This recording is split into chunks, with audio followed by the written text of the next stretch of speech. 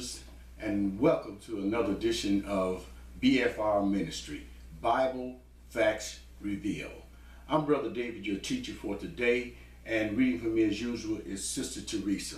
How you doing? And we are an extension of Absolute Bible Truth, Atlanta, where Brother Joshua and Big Babies are the teachers there, along with assistant pastors Antoine and Brother LeVar. And we have a motto here. And that motto is simply this, brothers and sisters: if they can't prove it, don't you believe it. And we're going to get started right into this lesson, but before we do, I'm going to give you the title of it. The title of our lesson today is Hell, the Underworld for Unrighteous Souls, Not the Body. Once again, let me repeat this title. Hell, the Underworld for Unrighteous souls, not the body. And I decided to do this class as a follow-up to a class we recently done showing you that there are three parts to man and what exits man, where all three parts go. And we proved that according to the scriptures. We didn't make up anything. And as you saw, the souls, the righteous souls that Jesus took out of the righteous side of Sheol or hell or Hades, they ascended up with him because it said he led captivity captive. Mm-hmm. So that means they followed him up after he came out of hell from preaching to those spirits, meaning those fallen angels. Nevertheless, I showed that these souls that were up in heaven under the altar, brothers and sisters, I didn't say it in the first class, but I'm going to tell you now, they were there even before the first trumpet blew. Because this took place after the resurrection of Christ. So those souls are up there, the righteous souls are the saints. He took them out of Sheol, and they no longer descend, but they ascend. This is what we showed you. And so what we're going to do, and I thought it would just not be right for me not to show you what descends. If the righteous go up, and they do, their souls go up. We got souls under the altar of God to prove that. Now, we're going to show you the other part of this. We're going to show you where wicked souls go when they live their lives under the sun and they are wicked and they die in their wickedness. We're going to show you where their souls go when their souls exit their bodies. Their bodies are buried in the earth, but that breath, brothers and sisters, that spirit is taken by angels down just like they did the rich man. Mm-hmm. Who saw Lazarus in Abraham's bosom. We're going to define what Abraham's bosom is. We're going to show you what that is. Another name for it is. So without any further ado, we're not going to talk too much with respect to the introduction, but we're going to get into this lesson. Hell, the underworld for unrighteous souls, not the body that's buried. But this is a place, and it's a prison, a holding place for wicked souls, brothers and sisters, and we're going to prove this to you. It's in the Bible. So I would simply say this to you. After viewing this lesson, I hope you let no one take it away from you and stand before you and preach to you and not prove anything. Just tell you what they think something is. They don't define nothing, but they simply tell you what it is, and you take it and run with it, hook, line, and sinker. There's a penalty for doing that. And I'm going to show you what it is in this class. I don't think you want to be behind the blows that the Lord are going to put on you if you don't stop listening to people that are leading you from him. And that's what this is all about. So we're going to get into this lesson, Teresa, right now. And let me just make one last comment. It's been said that hell is a state of condition. And you know what? That's true. But I'm going to show you this state of condition for dead souls. They don't show you this because they don't know. They don't pay no attention to it because it's so many things that they say lead them away from this truth, and it's God's truth. It's a state of condition also, and it happens and occurs after you die. And we're going to show you that. So without any further ado, we're going to touch on many things in this lesson. Let's go to Ecclesiastes 9 and 2 and 7. Black Hebrew Israelites love to go here, but we're going to take a real close look at this. A real close look at it. And it's something they missing in here that will open their eyes. But it's like they don't want them open because they read right over this and don't pay it no attention. But anyway, when you get there, Ecclesiastes 9, we're going to start at the 2 and read down to the 7. When you get there, read. All things come alike to all. Mm-hmm. There is one event to the righteous and to the wicked. What is this event? Death, brothers and sisters. Can't get around it, can't escape it. Okay, because the minute you're born, you start dying. From that, the day you take your first breath, you start dying. This body starts decaying. You might not believe it, but that's a fact. Nevertheless, continue this. To the good and to the clean, Mm-hmm. and to the unclean, Mm-hmm. to him that sacrificeth, and to him that sacrificeth not. Right, because the good breathe air, and so do the wicked. The sun shines on the wicked, and it shines on the righteous too. When you above ground, when you are under the sun, keep that in mind. Go ahead. As is the good, so is the sinner. Mm-hmm. And he that sweareth, as he that feareth an oath. An oath. Go ahead. This is an evil among all things that are done under the sun. Read that one more time. I want y'all to get this. Read that very slowly and as loud as you can without yelling so you can get this. And this is what you're missing. Go ahead. This is an evil among all things that are done under the sun. Done where? Under the sun. Under the sun, which means you alive and you doing this wickedness. Above ground. This is what this under the sun mean. Remember this, okay? Because this is going to come into play as we get into this lesson, and you're going to understand some of the errors that have been taught you about this. But go ahead. That there is one event unto all. That's right, and that's death. Go ahead. Yea, also the heart of the sons of men is full of evil. Nothing but evil on their minds. This is what this is telling you. Go ahead.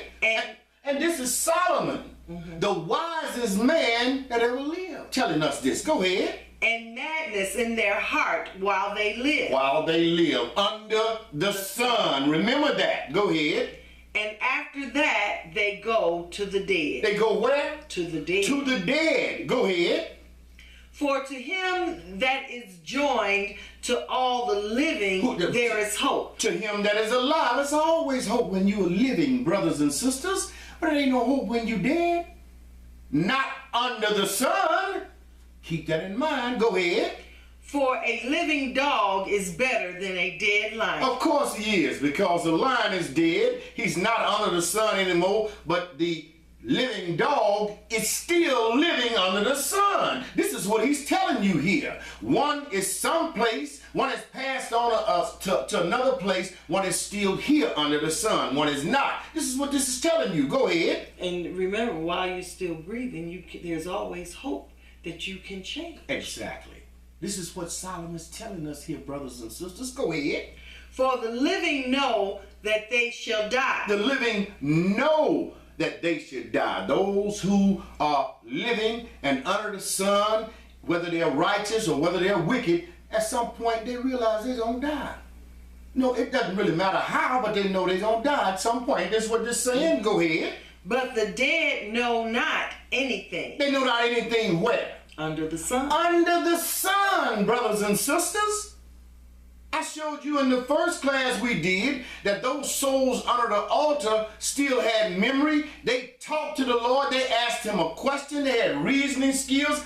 But what part of that was, what part of man was talking to the Lord? It certainly wasn't the body, because that's buried. You're not paying attention to what you're reading here. And the same process, I'm going to show you this, takes place in hell, the underworld for the dead. But anyway, it says, they shall die. The living know they shall die. Okay? But the dead know not anything. Where? Under the sun. Under the sun. Because they're no longer alive. They're not here. A part of them has passed on elsewhere. We're going to show you this. Go ahead. Neither have they any more a reward. Where? Under the sun. Under the sun. This is what this has been telling you all the time, and you get it twisted and mixed up, or you like people to twist it and feed you this foolishness, and you don't even understand what something is plain and simple is telling you, and it's just a matter of 3 words: under the sun. When the people die, they are no longer living, brothers and sisters, nor are they under the sun that shines on the living or the wicked. They're elsewhere. A part of them is elsewhere. The body is even gone. It's in the earth. Well, where does the breath and the spirit go? We're going to show you. We're talking about, remember, wicked souls here. I'm going to show you where they go. Okay? But anyway, continue this. For the memory of them is forgotten. Go ahead. Also their love. Their what? Their love. Remember that. Their love. Their hatred. Their and hatred. their hatred. And their hatred. And their envy is now perished. Where? Under the sun. From under the sun, brothers and sisters. It don't mean that part that exits the body. You got to find out and remember that, hey, there's a part of you that exits the body. We prove that man is in 3 parts. We got the body that's buried, then we got the breath that comes in 2 parts. The spirit, we meaning the air that we breathe, then we have that divine inspiration or intellect, the mind, okay, the consciousness. This is the soul, and this is what the Lord took up with them in heaven, and this is what descends if you wicked.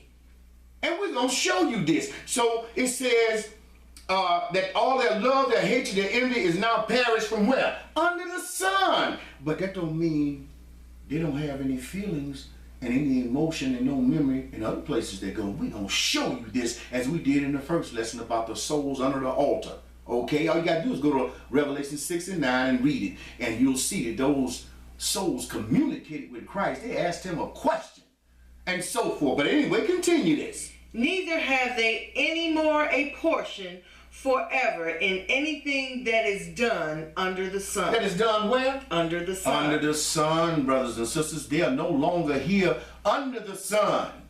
But what happens when a part of them descends elsewhere or ascend elsewhere? We showed you what happened to the saints, and a part of them still communicated. They asked the Lord, how long, O Lord, before you avenge our deaths on the ones that are on the earth?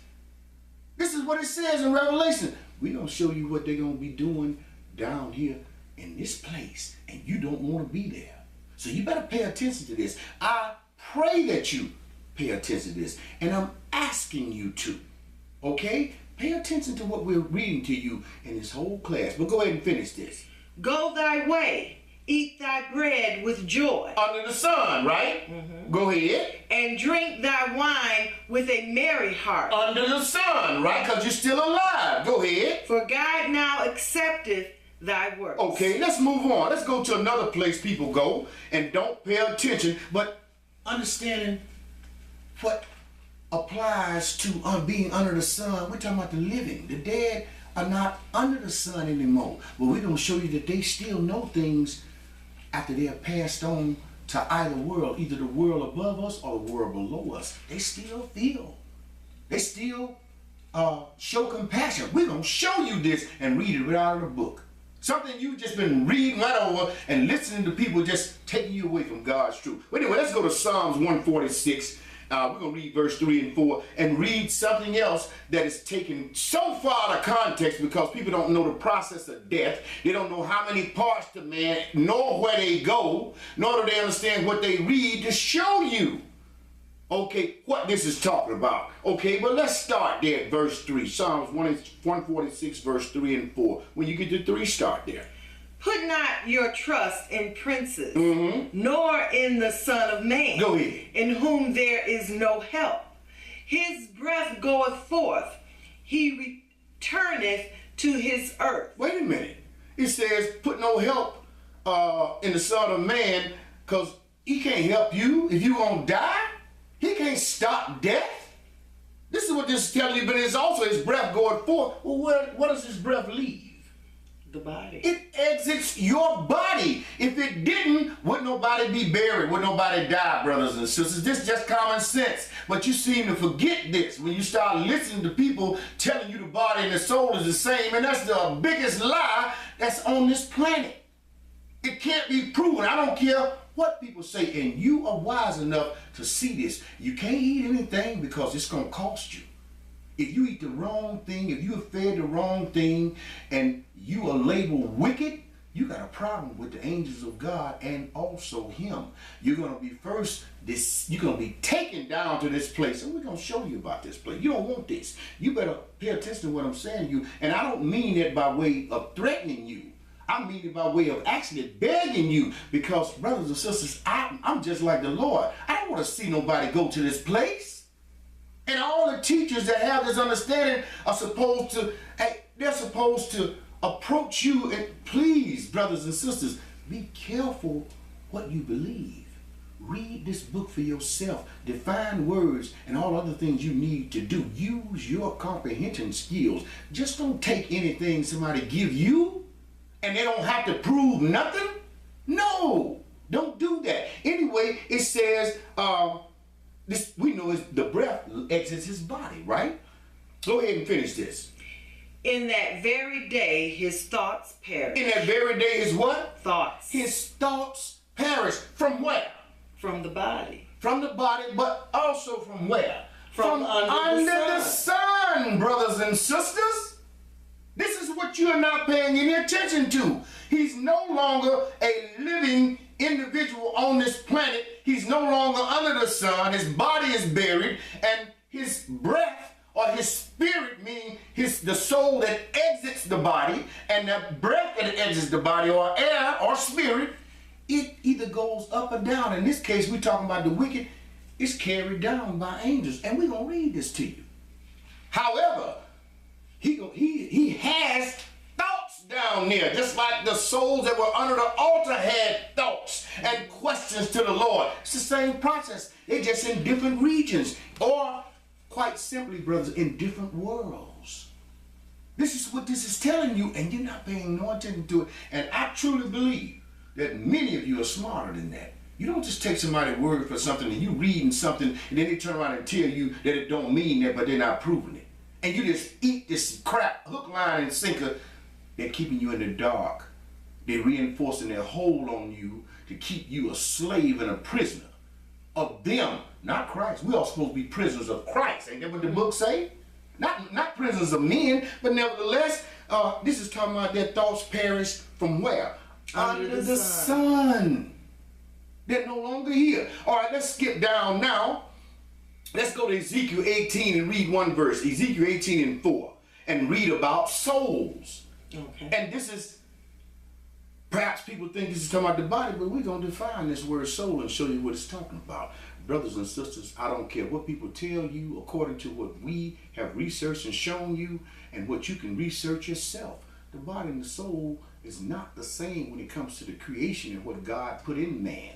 There are some references made to the soul being a body, living soul. But what is that comes out of man? You're not paying attention to what you're reading. But anyway, when you get to the 18 and 4, Ezekiel 18 and 4, read that 4th verse. Behold, all souls are mine. All souls are who? Mine. He paid the price, didn't he? Mm-hmm. He died for all souls. You belong to Christ. And he is going to send your soul to this place, or he's going to have the angels come get you, and your soul is going to ascend up where he is. One or the other. There ain't no in between. There ain't no purgatory, brothers and sisters. But anyway, he said, behold, all souls are mine. We know we're talking about Jesus here. Go ahead. As the soul of the Father, go ahead, so also the soul of the Son is mine. The soul that sinneth, it shall die. It shall die. So dead or alive, your soul belongs to Christ. Because we know very, very plainly where the body is placed. But something comes out of this body. Where does it go? Okay, let's take this and go to the Strong's. We're going to define this word soul in the Hebrew. Because he said, Lord, he said, all souls are mine. Okay, we're going to go to the Hebrew section. And we're going to go to 53:15 in the Hebrew section. And we're going to define the word translated soul, brothers and sisters, and see what it means in the Hebrew. This is what you have to do to get the understanding of what you're reading in the Bible. And if you ain't doing this, you have a lot of things incorrect. It's as simple as that. Okay, I'm just telling you the truth. You can take it or leave it, but I'm going to tell you the truth. You don't have to believe me, but I guarantee you there's a penalty for not taking in the Lord's truth. And I'm not going to show you anything but that, because I don't want to wind up in hell. I don't want my soul to this sin, into this place. So I'm not going to tell you no lie. In any case, when you get there, are you there yet? We're going to go to 53:15 in the Hebrew. The word translated soul. What's the word? The word is nephesh. From 53:14. Properly, a breathing creature. A breathing creature. So in this sense, it's talking about a person. Mm-hmm. This is what I told you. It makes reference to a person being a soul. Okay? But go ahead. We're going to see what's inside of this soul. Go ahead. I.e. animal of abstract vitality, used very widely in all literature. Used very widely in all literature. Like I said, we're going to see what's inside of this man, because he's a living soul, but he's got a soul in him. And we've already shown you that, but this definition is going to tell you that. Go ahead. Accommodated or figurative sense, bodily. Bodily, meaning? Or mentally. Or mentally. What is that, brothers and sisters? The mind. What is that? That's your consciousness, your mind. It's also called a soul. And where is it? It's inside of this body. This is what we're trying to show you. But go ahead. Any appetite, beast, body, breath. What? Breath. Breath, brothers and sisters, like we showed you in the last class, breath is considered soul. Is that the body? No, it's not. Breath is inside of the body. This is this mental that was mentioned here. This is this divine inspiration or intellect or consciousness of man. It's even called the spirit, even called ghost. But anyway, we're going to keep reading. Creature, dead, deadly, desire, discontented. Go ahead. Fish, ghost. Who? Ghost. Ghost, brothers and sisters. This soul is also called a ghost. You can't see it? Go ahead. Greedy, hearty, hath jeopardy. Okay, that's good. That's good. You can read the rest of this on your own. No, keep reading. I got something else here I want to pick up. Go ahead. Life. Go ahead. In jeopardy. Lust, man, me, mind. Mind, it said. It's interchangeable. Sometimes I told you it makes reference to man being the soul, but then when it comes to the creation, brothers and sisters, when you look at what God put in this body of ours, there are three parts. The body and the breath comes in two parts. And I mentioned this before, and then in the previous class we did. They said this is from 53:14. Let's skip right down to 53:14 and continue defining this word soul. Go ahead. When you get there, this word translated soul in the Hebrew section. 53:14. 53:14. What's the word? The word is naphash. Okay, and what does it mean? A primary root. To breathe. To what? To breathe. Here we reading it again. It's the breath, brothers and sisters. Soul is the breath. Where is the breath located? In the body. Inside the body of all of us. This is what I'm telling you. We're reading this. Go ahead. Passively to be breathed upon. Then the Lord breathed into the nostrils of man and he became a living soul. That's what he breathed inside of you. A soul, brothers and sisters. A divine soul. It's part of him. You're not paying no attention to this. This is not good. But anyway, go ahead and finish this. I.e., figuratively refreshed, as if by a current of air. Wait a minute. You telling me that soul means is a current of air?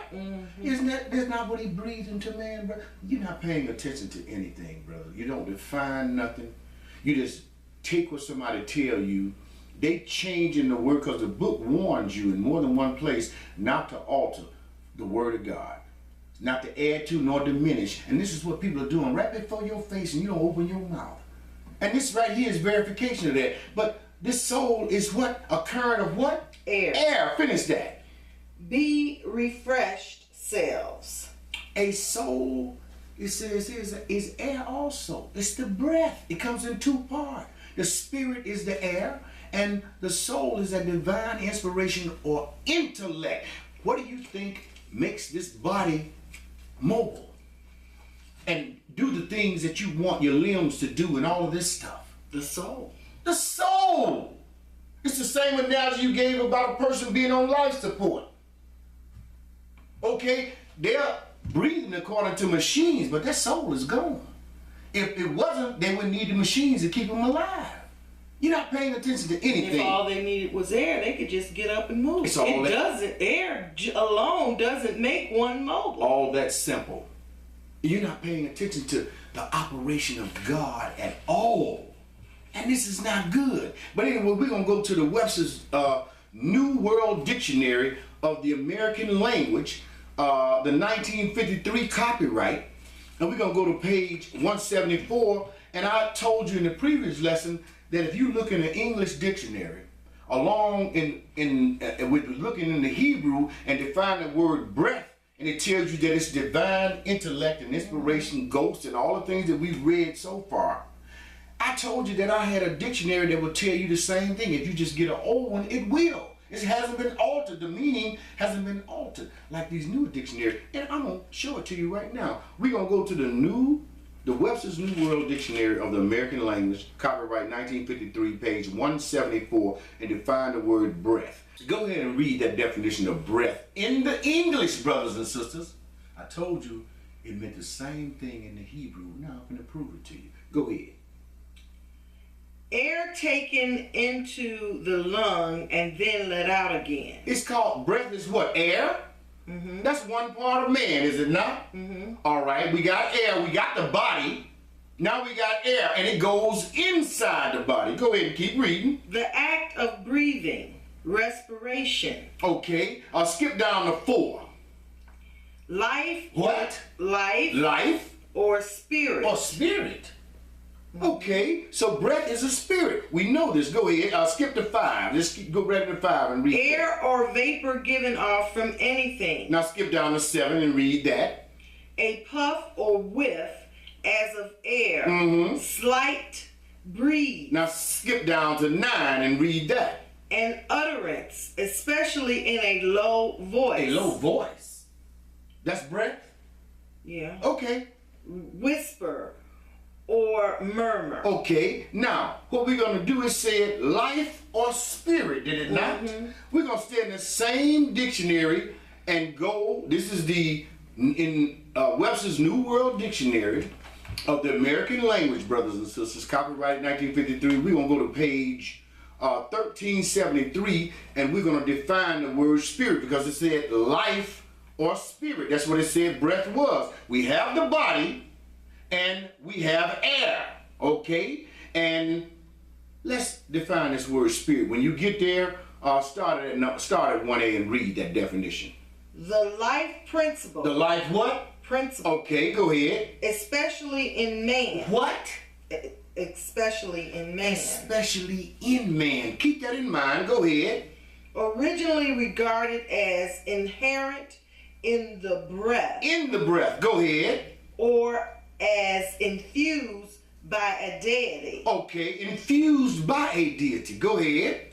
Same as soul. Same as what? Soul. Same as soul, brothers and sisters. Strong's tell you the same thing that we read here in this American dictionary. Same as soul. So this spirit is also a soul, and we talk about what's inside a man with the air. Mm-hmm. This is what we told you in the previous lesson we did. Now, we are confirming it even more just by simply reading out of an old Webster's dictionary. It says the same things that the Strong's Bible Concordance say when you look in the Hebrew and define this word. But go ahead and finish that. Skip. Go to number 2. The thinking, motivating. Wait a minute. Thinking. Thinking. So soul thinks. Mm-hmm. Air thinks. No. Come on, brothers and sisters. This is something else. And you're not paying any attention to this stuff. Go ahead. Motivating, feeling part of man. Motivating, feeling part of man. Divine inspiration. Intellect. Same as the Strong tells you. Go ahead. Often as distinguished from the body. Read that one more time. Often as distinguished from the body. Often as distinguished from the body. It's telling you the body and the soul in this wise is not the same, brothers and sisters. When it comes to what God put inside of man, and I can go many other places, but I'm not gonna stress this out. I'm just gonna keep it tight and give it to you, and you do what you want with it. My job is to show you the truth. You can receive it or reject it, but I'm gonna show you the penalty of rejecting God's word. It ain't mine.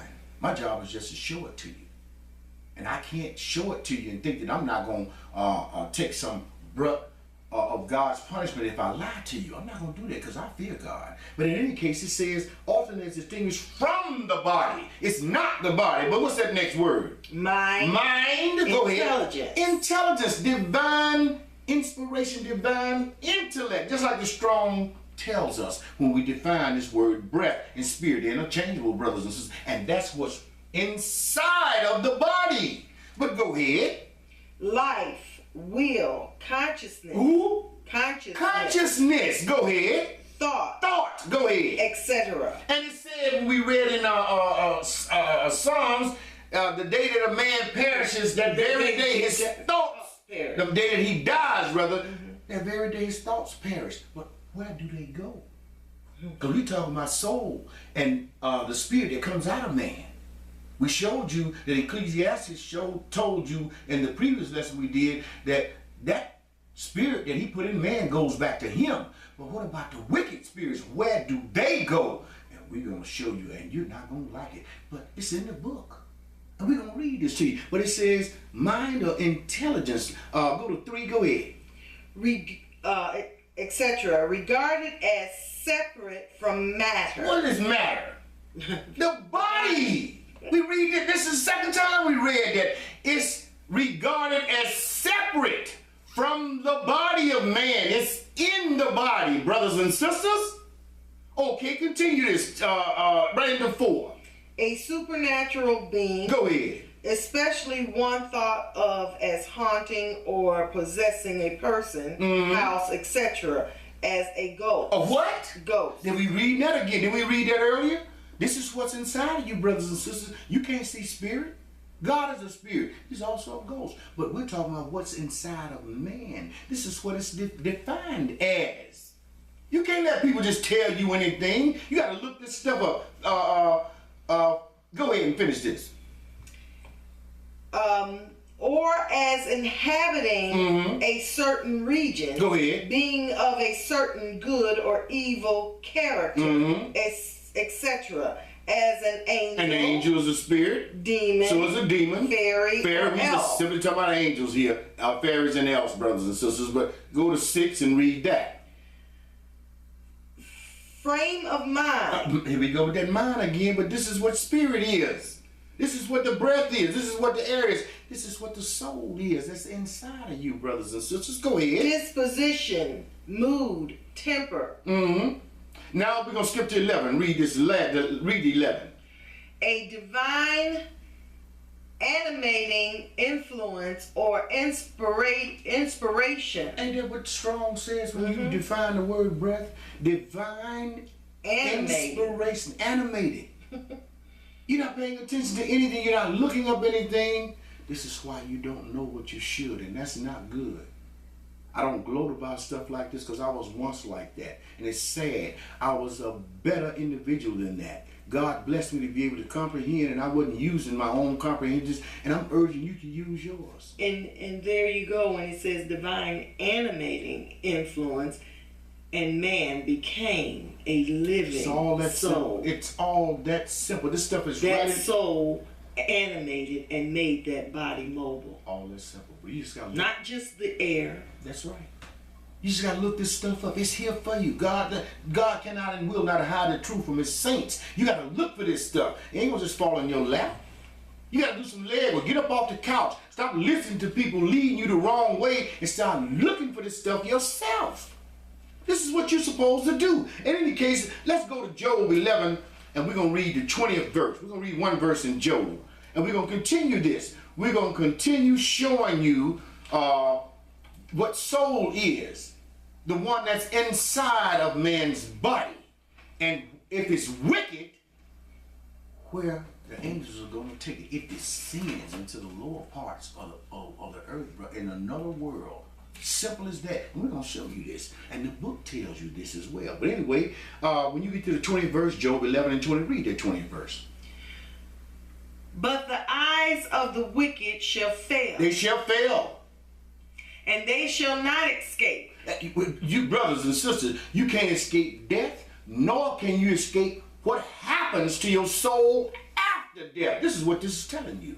Go ahead. And their hope shall be as the giving up of the ghost. Giving up of the what? The ghost. Giving up of the ghost. We're not going to look this word up. You already know where the ghost is. It's inside of you. We're talking about the breath. That's what you give up when you die. Your soul. This is what we're reading here. But in any case, this exits your body. But where does it go? If it's wicked, you haven't stopped and asked yourself this question. But we're going to show you. All right, let's go to Ezekiel 32. We're going to start at the 2, then read the 11 and the 12 and skip down to verse 18. When you get to the 2, start reading it. Son of man, take up a lamentation for Pharaoh, king of Egypt. Now this is Pharaoh, king of Egypt. He was a wicked man. Okay, go ahead. And say unto him, Thou art like a young lion of the nations, and thou art as a whale in the sea. As a monster. This is talking about a sea monster, a sea serpent, or a dragon. Brothers and sisters, this is how Pharaoh was a bad dude. He was subduing a whole lot of nations. Go ahead. And thou camest forth with thy rivers, and troublest the water with thy feet. Go ahead. And foulest their rivers. Skip down to verse 11. We're going to read 11 and 12. For thus say the Lord God. Now the Lord getting ready to do something to him. Getting ready to take him down by the hand of another nation. That's how the Lord operates. But go ahead. Let's see who this other nation is. It's going to take Pharaoh down. Go ahead. The sword of the king of Babylon. This is Nebuchadnezzar. Go ahead. Shall come upon thee. By the swords of the mighty will I cause thy multitude to fall. Your whole army, I'm going to destroy it by the king of Babylon, which is Nebuchadnezzar. Go ahead. The terrible of the nations, all of them, and they shall spoil the pomp of Egypt, and all the multitude thereof shall be destroyed. Shall be destroyed. In other words, killed, brothers and sisters, by the sword. All of Nebuchadnezzar's allies were with him when they took Egypt down, Pharaoh down. Now skip down to 18. Son of man. And we're going to see what happened to him after he was killed. Something exited his body, and we're going to see where it wound up, okay? This is what we're reading here. I want you to pay close attention to this. Go ahead, read that 18th verse. Son of man, wail for the multitude of Egypt. Say wail for them. Go ahead. And cast them down. Cast them where? Down. Cast them down, but what part? Go ahead. Even her and the daughters of the famous nation. Go ahead. Unto the nether parts of the earth. The nether parts of the earth. What are the nether parts of the earth, brothers and sisters? This is much more than a grave, because sometimes even hell is made, there are references that will say that even hell is considered the grave. It's a stated condition, and I wouldn't argue with that at all. But there is a literal hell, a prison for dead souls, brothers and sisters, and we're going to show it to you. It's written in the Bible, but anyway, it said, and this is what this nether parts is. It's not talking about the grave. In one sense, when you understand this, you'll understand. You say, yes, I wouldn't fight with you because I know from what you're saying to me that you understand fully what this is saying. Nevertheless, I'm going to show you this nether part of the earth, okay? With them that go down into the pit. Into what? The pit. Into the pit. So what we're going to do now, let's go into the Strongs so we can get some clarity on this nether parts and see what it really is, what it's defined as by our forefathers, the Hebrews, what they understood it to be, and other nations. that took hold of the laws and so forth of Israel, and they understood this to be the same thing. And you got people today that don't even know Israel exists or none of that, and they understand this too. You just don't, because you don't read anything, you don't define anything. You just take people's word for it, let them lead you wherever they want to lead you, tell you what they want to tell you, and you don't challenge them on nothing. But in any case, we're going to the Strong's Bible Concordance in the Hebrew section 8482, and we're going to look up the word translated nether parts. When you get there, what is the word? The word is takti. Okay, and it means? From 8478, lowermost. Lowermost parts of the earth, meaning it's got to be beneath the earth, right? And it say lowermost. This is deeper than 6 feet, brothers and sisters. Go ahead. As noun, feminine plural, the depths. Go ahead. Figuratively, a pit, the womb. Even the womb is considered the nether parts. Go ahead. Low parts, lower parts, lowest parts, nether part of the earth. All right. It said it came from 8478, right? Let's skip down to 8478 and still define this word nether parts in 8478 in the Hebrew and see what it's translated to mean in 8478. Go ahead. The word is takef. And what does it mean? From the same as 8430, the bottom. The bottom meaning, can we read somewhere in the Bible where it makes a reference to a bottomless pit? This is what we're talking about here, brothers and sisters. All you gotta do is combine the two words, and we're gonna look that up as well. But go ahead and say the bottom. Go ahead. As depressed. Only adverb below. Below. Go ahead. Often with preposition prefix underneath. In lieu of, etc. As beneath. Go ahead. Flat. Instead. Same place. Whereas room for stake. Stead of under. Unto. When was mine. Whereas. Wherefore. Okay, we know this nether parts is under the earth and it's deeper than 6 feet. We're going to show you this. All right, we're going to stay in the Strong's because it mentioned pit. Did it not? So we're going to look up this word pit in the Hebrew, and we're going to go to 953 in the Hebrew section. That's what we do here, brothers and sisters. We want understanding. We want to get it right. So we define these words that we see in the Bible. We just don't take people's words for stuff. We look things up so we can get the appropriate understanding and make sure we're reading things in their proper context. So when we speak them, they are spoken in their proper context, just like all the servants of God did in the days of old and should be doing today. Okay, we're going to go in the Strong's 953 in the Hebrew section, the word translated pit. What's the word? The word is bore. Bore. Go ahead. From 952. In the sense of 877. Go ahead. A pit, hole, especially one used as a cistern. A cistern. Yeah, that's like a pot. Okay, but it's got a hole in it. It's a pit. Go ahead. Or a prison. A what? Prison. A prison. Go ahead. Cistern, dungeon. A dungeon. A dungeon is a prison, brothers and sisters. This is what a pit is. And we're talking about the souls of the wicked. That's where they're taken into a prison and a dungeon, a holding place. And it's a place of punishment. We're going to show you this. You do not want to allow yourself to remain wicked and then die in your wickedness and these angels take your soul down. You don't want this. But a lot of people, I believe, do. They don't believe this. But this is in the book. Everything that we read in the book, we look up and it's telling you what it's talking about. The Word of God. And people don't believe this.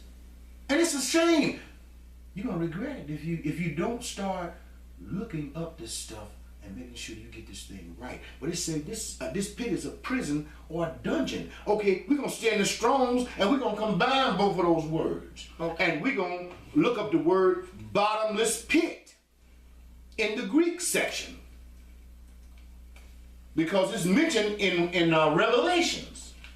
All you got to do is go to Revelation. It said bottomless pit. The angel with the key to the bottomless pit. He had a key to a door and opened the bottomless pit. Okay, we're going to stay in the Strongs, and we're going to go into the Greek section because this word, we define pit, and it says bottomless. So we're going to put these two words together, bottomless pit, and you can read the reference to this in the New Testament, Revelation. So we're going to define bottomless pit. We're going to go to the Greek section, and we're going to go to 12 and define the word translated bottomless pit and see what it says. What's the word? To 12? Mm-hmm. In the Greek section. What's the word? The word is abusos. And what does it mean? From one. Go ahead. As a negative participle. Mm-hmm. Particle, excuse me. And a variation. A variation of 1037. Go ahead. Depthless. Depthless. Meaning it's endless. The depth of it is endless. You can't even measure how deep it is. It's a bottomless pit. That's what that means. Go ahead. But we also know that this is a prison and a dungeon. A prison for who? We ain't talking flesh and blood bodies, brothers and sisters. They're buried in the earth. This is what comes out of the body, and we're going to show you this. But go ahead and finish that there. It says deathless. Especially infernal. Infernal? That means it's hot, it's heat, it's got some fire in it. Don't that's what this means? Go ahead and read that last Abyss. Abyss, even. Go ahead. Deep, bottomless pit. Deep, bottomless pit. Now, we are going to go to the Webster's New Collegiate Dictionary. I'm going to read this because I didn't bring it with me, but I have it on the screen here.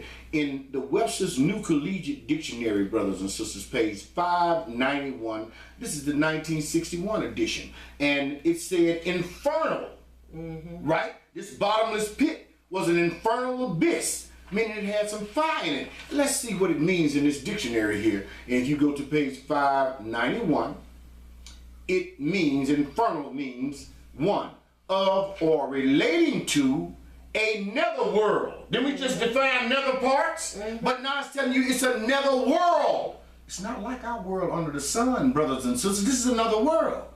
World for dead souls. And we're going to further show you this. This is where the wicked souls are taken by angels. And you don't want none of this. But we're going to show it to you anyway.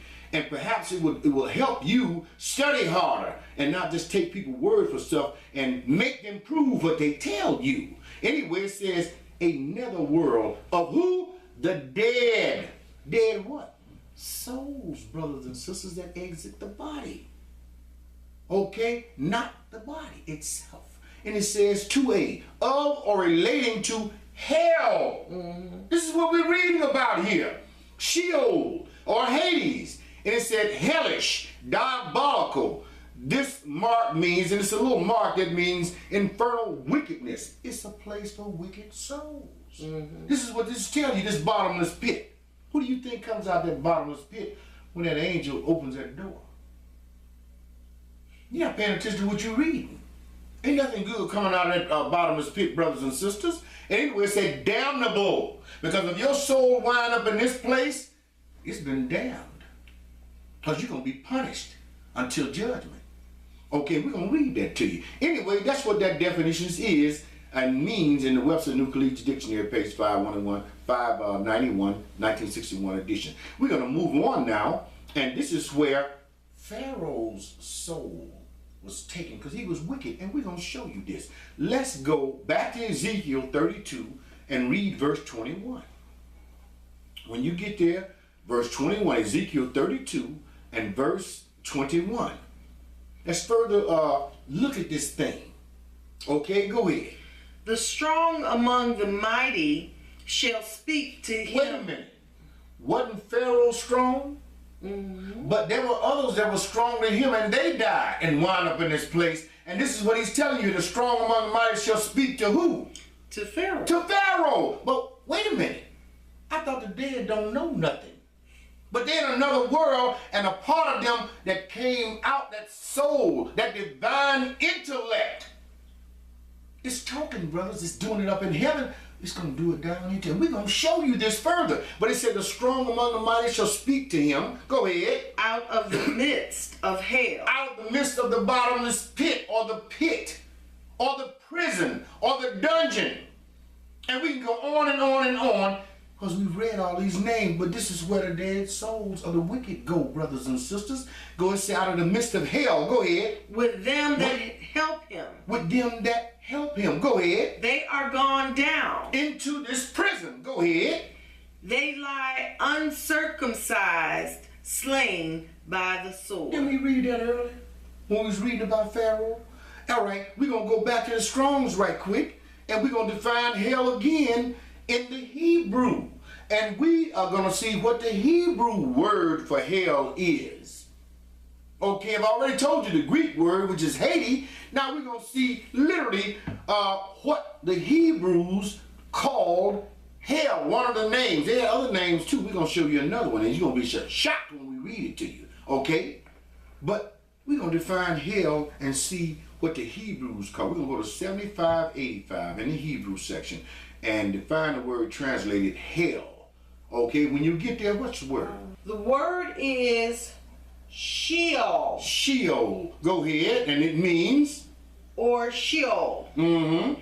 From 7592, Hades. 7502, is that not correct? 7592. Okay, and go ahead.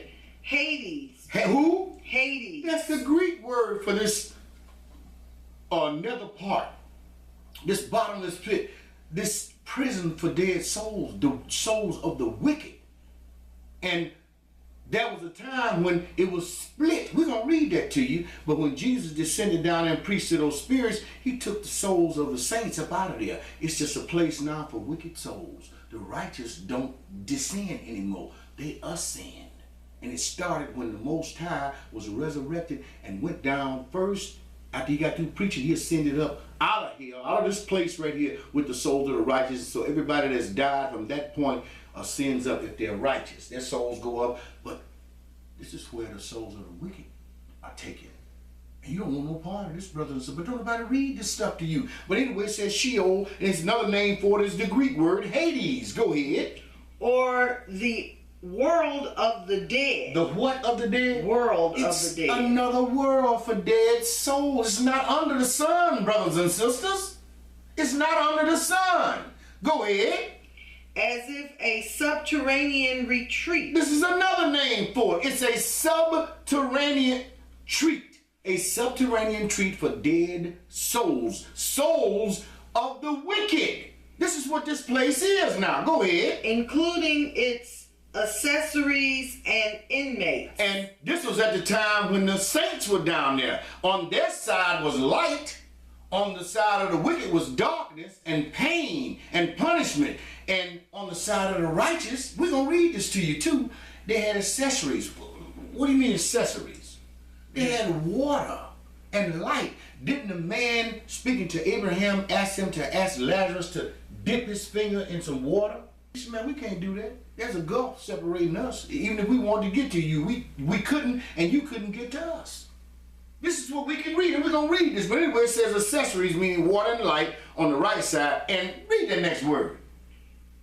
Grave, hell. Now, back up a minute. It said it's accessories and inmates. And inmates. I missed that. What is an inmate, brothers and sisters?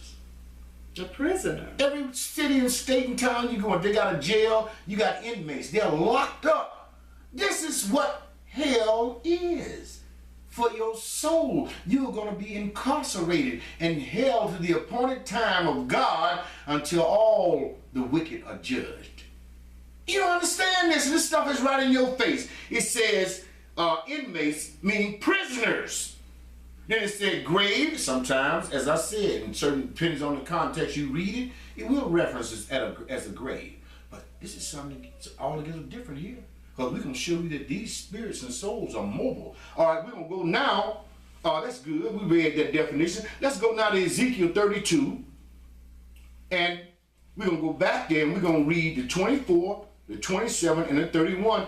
And further examine this and look at this and pull some other information out of this.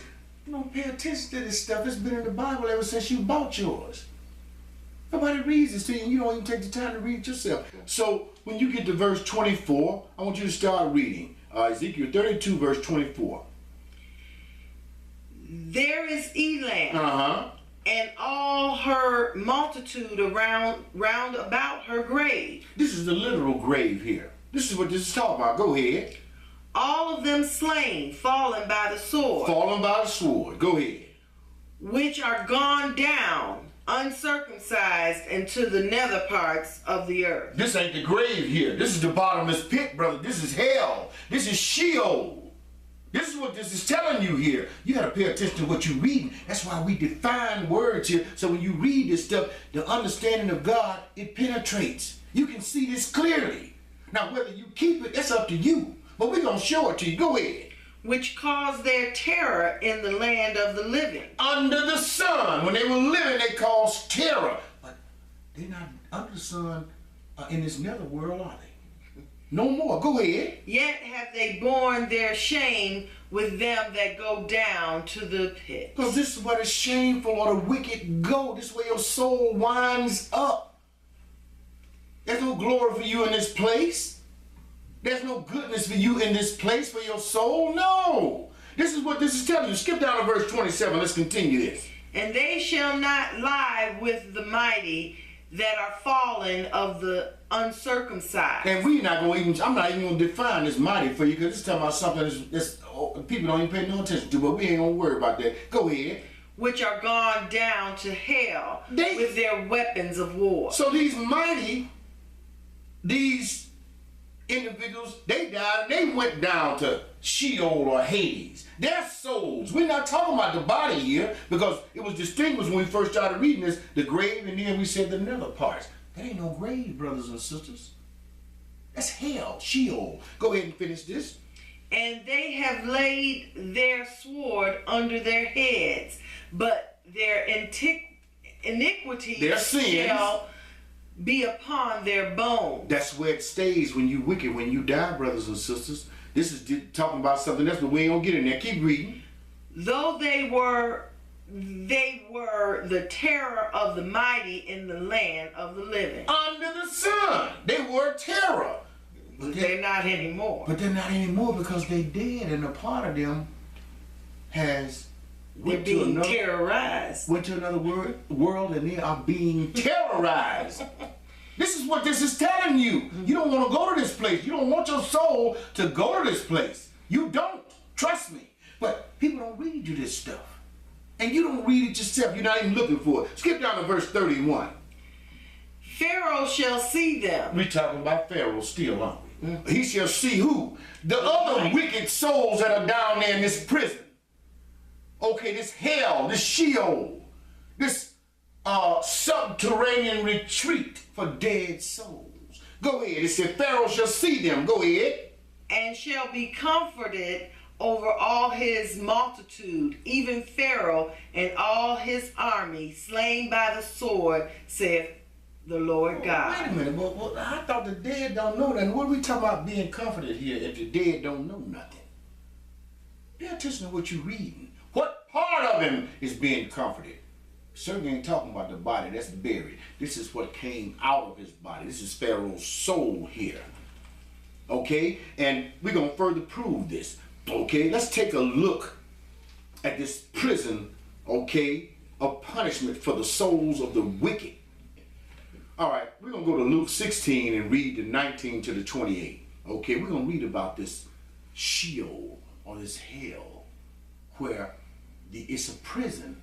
It's a dungeon for the souls of the wicked, the dead souls of the wicked. And we're going to see what happens down here. It's right in the Bible. This is not the lake of fire, brothers and sisters. I'm going to further prove this to you. This is the place of punishment until such time the Lord deems it time for everyone to be judged, meaning the final judgment. But until then, the souls of the wicked are punished until then. Every single second they in this place. Ain't no rescuing them. Ain't no relief. None of that. You don't want your soul going here. You don't want your soul going here. Trust me. Anyway, start at the 19. We're going to read down to the 28. From the 19 to the 28. Let's read about this rich man here, Lazarus, and Abraham. There was a certain rich man which was clothed in purple and fine linen, and fared sumptuously every day. He had the best of everything. Go ahead, because he was a rich man. Go ahead. The finer things in life. Go ahead. And there was a certain beggar named Lazarus, which was laid at his gate, full of sores, Go ahead. and desiring to be fed with the crumbs which fell off the rich man's table. If I could just get me a handful of these crumbs, I'd be cool. But, go ahead. Moreover, the dogs came and licked his sores. Go ahead. And it came to pass that the beggar died. Now, the beggar died. This is Lazarus here, right? Let's see what happened to a part of him when he died, brothers and sisters. This is right in your face. And you're not paying attention to what you're reading because you're not defining anything. Go ahead. And was carried by the angels into Abraham's bosom. Now, what part of him was carried by the angels into Abraham's bosom? We know that the body is buried in the earth, but there is a netherworld. And this is before Jesus descended. Hell, at that time, Sheol had two sides, a side for the righteous and a side for the wicked souls. And the side for the wicked souls was in complete darkness. They had no accessories, but the side of the saints had light and water and other accessories, which we could read to you in another place. But let's just stick to this right now. But this place is also called Abraham's bosom. Remember that. We're going to define this. I'm going to show you what it's called. Go ahead. The rich man also died and was buried. And what do you bury in the ground, brothers and sisters? The body. The body. So his body is buried in the ground. That's one part of this rich man. This rich man. That they buried his body in the earth. Okay, go ahead. And in hell he lifted up his eyes, being in torment. Wait a minute. In hell, is this about his body? No. Can't be. He lifted up his eyes, being in torments, not destroyed. He was being tormented. Go ahead. And seeth Abraham afar off. Go so he could see. And Lazarus in his bosom. Go ahead. Like I said, they buried the rich man's body. So what part of this man is able to see? Okay, and they're going to show you he has feelings, brothers and sisters, even showing love and hatred and envy here in this whole conversation. You just pay attention to what you're reading, but I thought the dead don't know nothing. You're not paying attention to what you're reading. You just listen to the people tell you stuff and you just run with it. Hook, line, and sinker. You don't make them prove anything. But anyway, continue this. And he cried and said. He did what? Cried. So he yelled. That means he could speak. He could talk. I thought the dead don't know nothing. I thought they thoughts perish. But this man yelled, meaning he talked or screamed out. Hey, Abraham! So that lets me know perish may not mean quite what some people think. It's all that simple. Continue reading this. And said, Father Abraham, have mercy on me. So this part of this dead rich man is talking. What part of him have we defined for you to be divine intellect or divine inspiration, brothers and sisters? The consciousness, the soul that came out of his body is doing this talking. Because that's what makes everything mobile when you're under the sun. Is it not? You're not paying attention to anything. You're not defining anything, and that's sad. But anyway, continue this. And send Lazarus that he might dip. Oh, the bag was do that again. Read that Father Abraham. Read that Father Abraham, have mercy on me. He still know what mercy is. And compassion. This is what he's asking for, is it? I thought the dead don't know nothing. What part of him is doing this, brothers and sisters? Ain't no way is it the body. Meaning the body in no way can be the soul in this context here. No way. You're not paying attention to what you're reading. Finish this. And said, and send Lazarus that he may dip the tip of his finger in water. He still know what water is. I thought he didn't know nothing. Go ahead. And cool my tongue. He know what pain and heat is too, because he was hot. He was burning up in them flames, but he wasn't being destroyed. This is a place of punishment, brothers and sisters. Go ahead. for I am tormented in this flame. He's telling you this right now. I'm being punished, and the Lord fixes to where that part that came out of his body still can feel what? Pain, brothers and sisters. And this is what happens to the wicked. And this stuff is right in front of your face, and you're not paying any attention to it at all. You just listen to what somebody say, and you believe in the wrong thing. But anyway, continue this. But Abraham said, Son, remember that thou in thy lifetime receivest thy good things. Well, just wait 1 minute. He asked the rich man's soul to what? To remember. I thought that everything that he had was gone. His love, his envy, his hatred, all of that was, come on. His thoughts. And his thoughts perished. And Abraham is asking this soul of this rich man to remember, brothers and sisters, you are not paying attention to what you're reading. This stuff is right in front of you, and you listen to somebody just tell you what they want you to think and believe so they can keep using you. And you're not using any of your intellect at all, and your reasoning skills.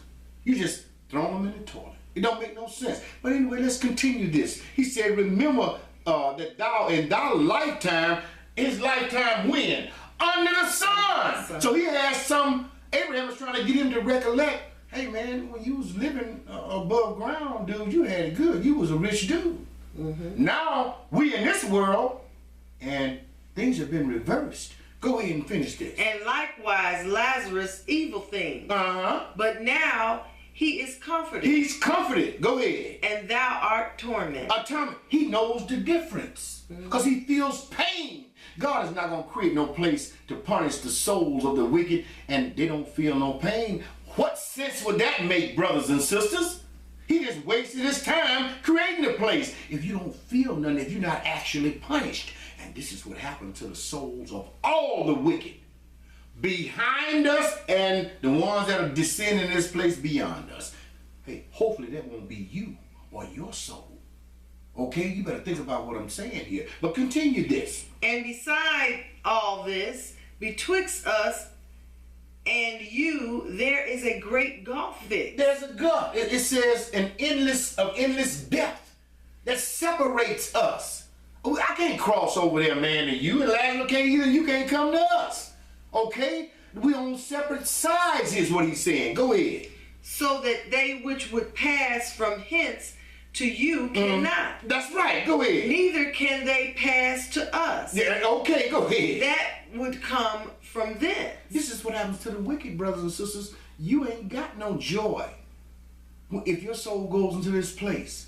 But at that time, when the saints were there before Jesus took them out, they had accessories. And he's looking at this like, man. And we're going to see him show some love. Because he's going to tell Abraham to do something for his family members still above ground.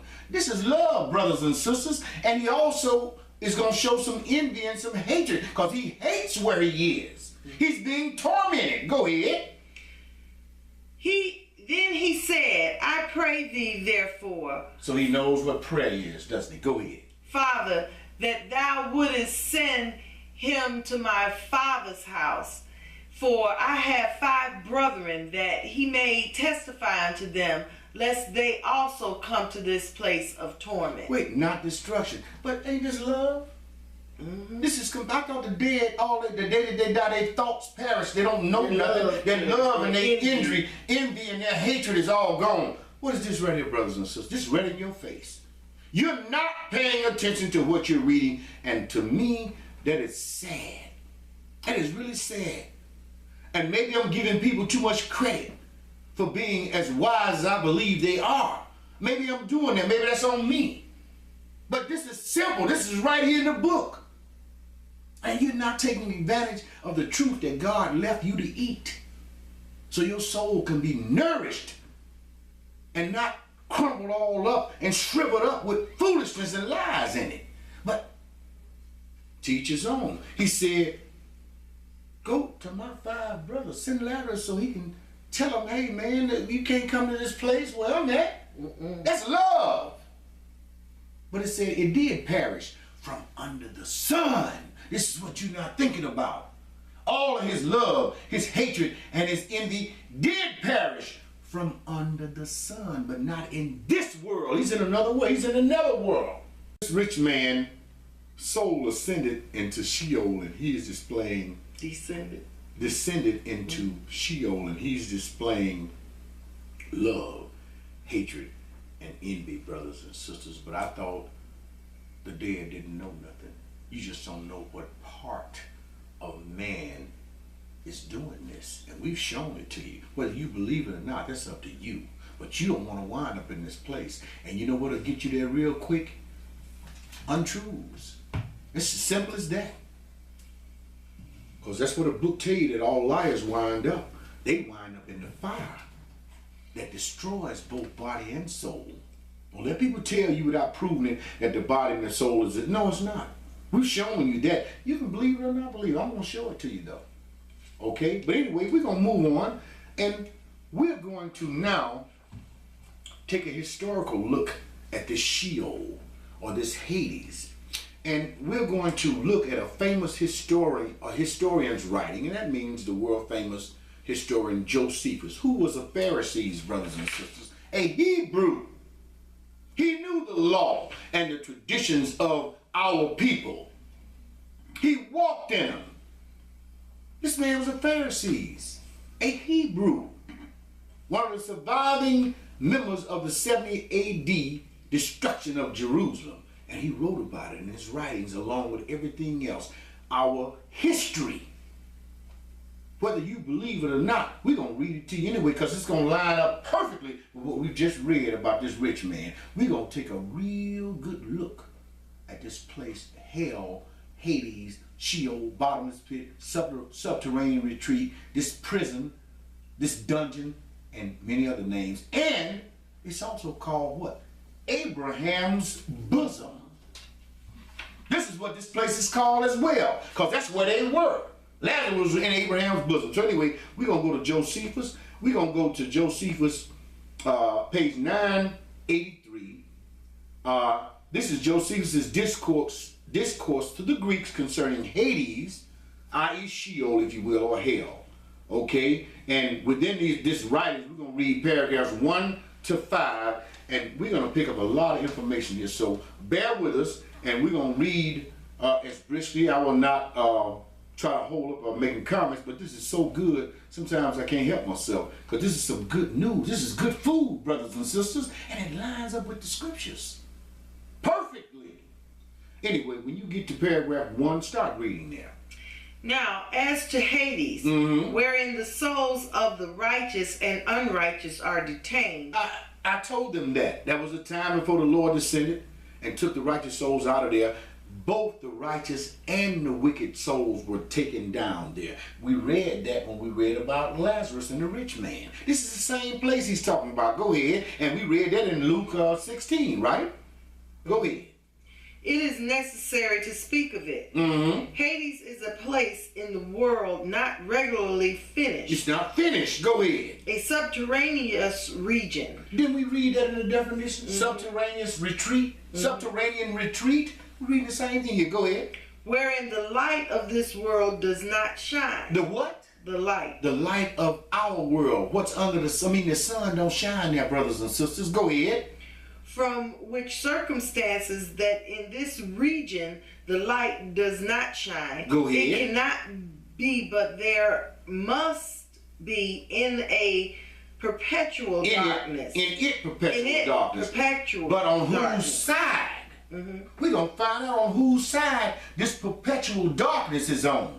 It's not the side of the righteous, brothers and sisters. We're going to read that to you. Go ahead. This region is allotted as a place of custody for souls. What? A place of custody for souls, meaning a prison for souls. Dead souls that come out of the body. We ain't talking body here, brothers and sisters. Go ahead. In which angels are appointed as guardians to them. Didn't those angels take the souls of the rich man and Lazarus down into this place? Go ahead. Who distribute to them temporary punishments agreeable to everyone's behavior and manners. This is temporary punishment, not destruction, brothers and sisters. This is not the lake of fire like you have been taught. This is a place of punishment until such time you are finally judged and both body and soul is thrown in the lake of fire. And I'm going to show you that before this lesson is over. But this is a place of punishment for wicked souls. Go ahead. In this region, there is a certain place set apart as a lake of unquenchable fire. So you can see the lake of fire in this place. In the same place, you can see it. But let's see if anybody's been thrown in it. Go ahead. Whereinto we suppose no one has hitherto been cast. Because this is not the final judgment. This is what Josephus is telling you. And this is what you can read in the Bible. Go ahead. But it is prepared for a day foredetermined by God. White throne judgment. Go ahead. In which one righteous sentence shall deservedly be passed upon all men. All wicked men. Go ahead. And the unjust, and those that have been disobedient to God and have given honor to such idols as have been the vain operations of the hands of men as to God himself, shall be adjudged to this everlasting punishment. And it said alive and living, disobedient to God. That means when they were under the sun, alive under the sun, brothers and sisters. But this is telling you what happens after they die and what part of them is going through this punishment. We read this in Luke. And this is the same place he's talking about. But go ahead, continue this. As having been the causes of defilement, while the just shall obtain an incorruptible and never fading kingdom. These are now indeed confined in Hades. Both were confined at this time in this place, but they were separated. Just like you read when you read in Luke 16 about the rich man wanting Lazarus to dip his finger in some water. We can't get to you, man. You can't. It was separated. It was darkness on his side and light on their side. Water on their side and none on his side. He was being tormented. He was thirsty. But anyway, continue this. But not in the same place wherein the unjust are confined. Just read it right here. Continue reading this. For there is one descent. This is paragraph 3. Go ahead. For there is one descent into this region, at whose gates we believe there stands an archangel. A who? An archangel. A guardian, brothers and sisters. And there's more than one of them down there. Go ahead. With a host. With a host. What do you think a host is? It's the army. Okay, go ahead. Which gate when those pass through that are conducted down. Taken down by these angels. By the angels appointed over souls. Did it say bodies? No. Souls. Over souls that exit the body. Go ahead.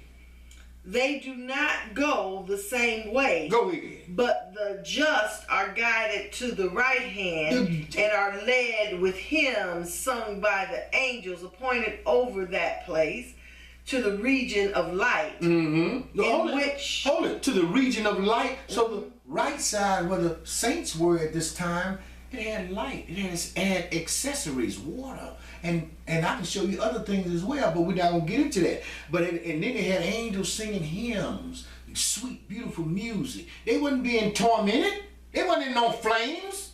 They had light. However, we're showing you that this place actually exists. And it existed before Jesus was crucified. Because who do you think the first soul was that descended in this place? Didn't Cain kill Abel? Yes, he was the very first soul taken in this place, brothers and sisters. His soul was taken down to this place, but he was on the righteous side. Abel's soul was taken down to the righteous side of Sheol. He was the very first soul that exited his body after he was murdered by his brother, taken to this place, the righteous side of Sheol, Hades, or hell, or this subterranean retreat, or this prison, brothers and sisters. Okay, that's overseen by angels. But anyway, he said that the righteous are taken to the right side and led with hymns sung by angels appointed over that place, over that side, to the region of light. Okay, in which the just, go ahead. In which the just have dwelt from the beginning of the world. That's why Abel's soul was taken. This is telling you this right here. He was the first man killed. Go ahead. Not constrained by necessity, but ever enjoying the prospects of the good things they see. These accessories, like water and light and other things. Go ahead. And rejoice in the expectation of those new enjoyments which will be particular to every one of them, and esteeming those things beyond what we have there. Go ahead. What we have here. Go ahead. With whom there is no place of toil. Ain't no work in this place. That's why when you read in Ecclesiastes, there's no wait, no work, brother, after death. You can read that. Go ahead. No burning heat, no piercing cold, nor are any barriers there. Wait a minute. This is on the righteous side, the side of the just, brothers and sisters. We're not talking about the side of the wicked. We ain't got that yet.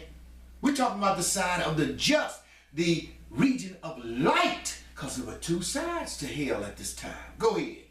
But the countenance of the fathers and of the just, which they see, always smiles upon them. They were being comforted after living a rugged and messed up life, just like Lazarus had sores on his body. Couldn't even get crumbs from this rich man. Now he's being comforted and the rich man is being tormented. This is what happens to the souls of the wicked and their souls. When their souls exit their body, if they die in sin, said the soul that's in it, it shall die. But just take a look at this death here. We're reading about it. This man felt pain. He was being punished. Go ahead and continue this. While they wait for the rest and eternal new life in heaven. In where? In heaven. In heaven. The Lord led the captivity captive. We read it in the previous lesson we did, and this is what they was waiting on. They knew the Lord was going to descend and bring their souls up out of there and to where? Read that again. While they wait for the rest and eternal new life in heaven. Didn't we read in Revelation 6 and 9 that the souls under the altar were getting their rest? They were handed robes of righteousness along with that crown of righteousness Paul spoke about, and they were told to rest for a little season. That's where the righteous souls rest now, brothers and sisters. After Jesus descended, preached to those spirits, meaning those wicked angels, and he took the saints, the righteous saints, off of this side or region of light straight up into heaven, like we read to you in the first class we did on this. Now we're dealing with where the wicked souls dwell. Go ahead, keep reading. And eternal new life in heaven, which is to succeed this region. Is to what? Succeed this region.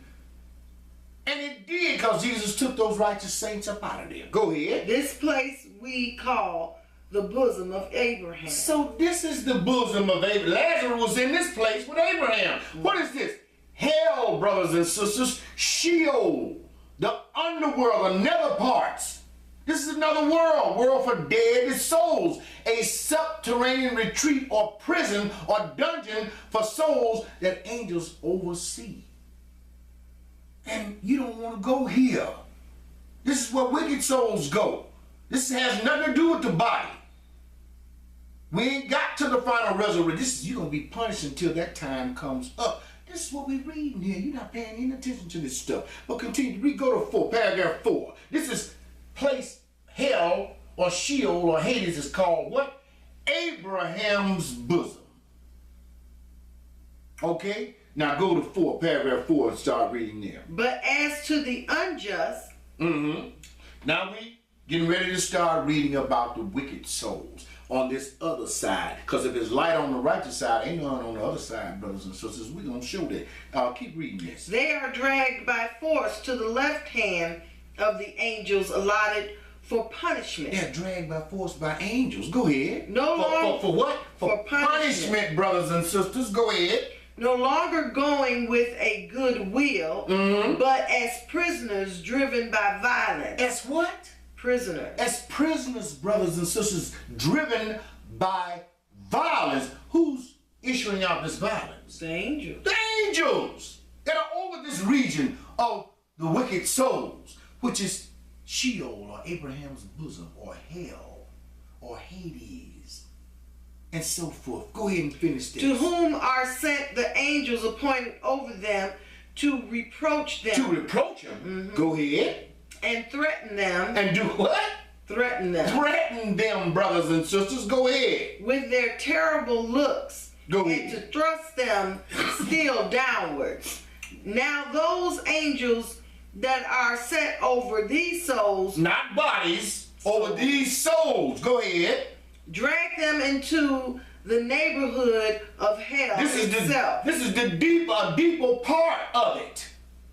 And what are they going to see when they drag them down there? Go ahead. Who, when they are hard by it, continually hearing the noise of it, and do not stand clear of the hot vapor Go ahead. itself, but when they have a near view, when they can see it, of this spectacle as of a terrible and exceeding great prospect of fire, go ahead. They are struck with a fearful expectation of a future judgment. Future judgment. This is the lake of fire the angels showing them. This is where you going, partner. This is where your soul going, both body and soul. This is why Jesus made that statement. Don't fear the one that can kill the body, but he made a separation. Kill the body and the soul. That's the one you fear. That's me. This is what he was telling them, and somebody done went there and twisted that and messed that up. That don't make no sense, and you let them get away with it. But this is proof of this. They are being shown a future judgment. This is a final judgment. Because ain't nobody, we read earlier, ain't nobody's been thrown in the lake of fire yet. Nobody's been tossed in the lake of fire yet. Don't believe what people tell you. You got to read for yourself, brothers and sisters. Continue this. And in effect, punish thereby. Go ahead. And not only so, but where they see the place. The righteous side, or the choirs of the fathers, because they singing and the angels are singing and all this. Go ahead. Where they see the place or choir of the fathers and of the just, even hereby. Okay. Are they punished? Are they punished? Because they pricked in their hearts with envy. Because they messed up while they were under the sun. Can't take it back, brothers and sisters. Can't take it back. You got to live your life according to the truth. You got to be aware of what people tell you without proving anything, and it's your fault. If they don't prove anything, you let them get away with it. You sitting there like a bump on the log, not using any of your qualities that the Lord bless you with. That's your fault. Because that person that's lying to you going to get what they got coming to them. But don't you be with them. Okay, continue reading this. For a chaos deep and large is fixed between them. This is what we read in Luke 16. Same place, brothers and sisters. Josephus, like he hitting this thing right on the head, hitting this nail right on the head, is it not? Go ahead. This chaos meaning a gulf, deep and large. Go ahead. Insomuch that a just man that has compassion upon them cannot be admitted. And he wanted Abraham. He said, Father Abraham, have mercy on me. Abraham said, no, hey, dude, ain't nothing I can do for you.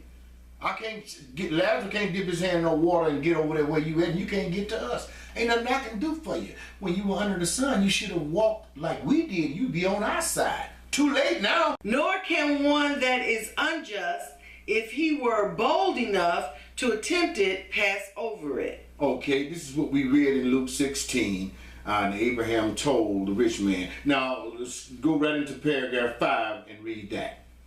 This is the discourse concerning Hades, wherein the souls of all men are confined until a proper season. Well, confinement means what? Imprisoned, brothers and sisters. But we're not talking bodies here. We're talking about souls that exit the body. And these are souls of the wicked we're talking about here. Go ahead. Which God has determined when he will make a resurrection for all men from the dead. It means that he's going to resurrect what? From the earth. The body is going to be resurrected from the earth. And we showed you in the lesson we did before how they reunite. Especially the souls that are descending. Those are the righteous souls, but the same applies to the wicked souls too. They're going to ascend, and they're going to resurrect with their bodies. And they're going to be standing before that judgment seat. That great white throne judgment, because that's the final judgment. I'm going to show you this. I'm going to show you some other things that you might think you understand, and the book is going to show you that if they haven't showed you this, then you got to correct that. But anyway, continue reading this. Not procuring a transmigration of souls from one body to another. What? Souls from one body to another? Body and the soul is not the same. Brothers and sisters, I keep telling you this. Everything that you read is telling you. Even the Bible is telling you this. It said transformation of souls from one body to another. Transmigration, which means it's not going to be some other body. It's going to be exactly. It's going to be the same one you had. Mm-hmm. And the same soul that came out of it is going to re-enter it, reunite with it. And it's going to say this. Go ahead, keep reading. But raising again those very bodies, which you Greeks seem to be dissolved, did not believe their resurrection. Go ahead. But learn not to disbelieve. To disbelieve. And I'm saying this to you. Don't disbelieve what we've been showing you, we've been proving. This is the word of God. It's everywhere. You just got to look for it. I hope you don't, but if you do, that's on you. We're showing you where your soul going to wind up, because if you're wicked, it's going here and you don't want to be here. You don't want to be here, your soul. Okay? You don't want it to wind up in this place. But go ahead and finish. For while you believe that the soul is created and yet is made immortal by God, according to the doctrine of Plato. Go ahead. And this is in time, be not incredulous. Go ahead. But believe that God is able. God is able to do what? Go ahead. When he has raised to life that body, which was made as a compound of the same elements to make it immortal. He's saying the Lord's going to raise that body. That's one part of man, but go ahead. But what goes in the body, the same thing that exited the body, brothers and sisters, the other two parts. Okay? Air or spirit and that divine inspiration or intellect or consciousness. Okay? Go ahead and finish this. For it must never be said of God that he is able to do some things and unable to do others. No, it mustn't. But that's what they were saying. This is what he's telling them. Hey, man, y'all got to believe. Hey, you can't halfway believe or a quarter believe or a third believe. You got to believe God, period. Go ahead. We have therefore believed that the body will be raised again. Out of the graves, right? Because they're certainly not down here in Sheol. Go ahead. For although it be dissolved, it is not perished. Go ahead. For the earth receives its remains and preserves them. Go ahead. And while they are like seed and are mixed among the more fruitful soil, they flourish. And what is sown is indeed sown bare grain. Well, you read this in Corinthians. Yeah. Same thing. Go ahead. But at the mighty sound of God, the Creator, it will sprout up and be raised in a clothed and glorious condition. Go ahead. Though not before it has been dissolved. Go ahead. And mixed with the earth. Go ahead. So that we have not rashly believed the resurrection of the body. We're talking about the resurrection of the body here. And it's going to connect to what else we need to understand as well. Go ahead. For although it be dissolved for a time on account of the original transgression, sin, go ahead, it exists still and is cast into the earth as into a potter's furnace. Go ahead. In order to be formed again, not in order to be raised again such as it was before. Go ahead. But in a state of purity. This is talking about the righteous. Ain't got nothing to do with the wicked here, brothers and sisters. You better understand that. Because I'm going to show you that when you keep reading. Okay? Go ahead and keep reading. And so as ever, never to be destroyed anymore. This is talking about the righteous. This is their reward. But go ahead. And to everybody shall its own soul be restored. His own soul shall be restored. That's a part of man, is it not? Go ahead. And when it has clothed itself. This is this soul. has clothed itself. Go ahead. With that body. With that body. Mm-hmm. This is two parts here, brothers and sisters. Knowing also from defining this word soul, that's two parts right there, and it just said body. They are not the same in this context. This soul is going to re-enter his body. Isn't that what they're saying? Mm-hmm. Go ahead and finish this. It will not be subject to misery. Go ahead. But being itself pure, it will continue with its pure body. This soul will continue with its pure body, brothers and sisters. Pay attention to what you're reading. Go ahead. And rejoice with it, with which it having walked righteously. The soul is going to rejoice with the body. How can they be the same? Go ahead. With which it having walked righteously now in this world, and never having had it as a snare, it will receive it again with great gladness. Now let's read about the wicked. Let's see what happens to the wicked here. Continue reading this. But for the unjust, they will receive their bodies not changed. What? They will receive their bodies not changed. That's not what I was taught, brothers and sisters. Everybody's supposed to be getting a changed body. What did Josephus say here? They are going to receive the same bodies that they had, because if they're going to be destroyed, why give them something new? You're not paying attention to what you're reading. This is even in the Bible. But anyway, he said, but as for the unjust, meaning the wicked soul, he said they will receive their original bodies, not changed. He's just going to do something to them to make them go through what he needs them to go through before he finally destroys them, because that's what's going to happen to them. Anyway, because the book tells you that you're going to look for the place of the wicked, and it shall not be found. And I'm going to show you that before you get out of this lesson. Go ahead and say they're not changed. Their bodies are not changed. Not changed. Not freed from disease. From what? Not freed from diseases. So if you wicked and you die with some disease, when your soul reunites with this body, you're going to have the same diseased body. Why would you get a new one and it's going to be destroyed? Now, people say that you sound like the Lord is stupid. The Lord is not stupid. He knows exactly what he's doing. You don't understand the operation of God. Okay, go ahead. He said it's not free from diseases or distempers. Go ahead. Nor made glorious. Nor made glorious, brothers and sisters, like the righteous who receive their new bodies, their purified bodies. It's totally different here. Go ahead. But with the same diseases wherein they die. How many times we got to read this? Why should the wicked be given anything else? They're wicked, and they're going to be destroyed. I'm going to show you this. Go ahead.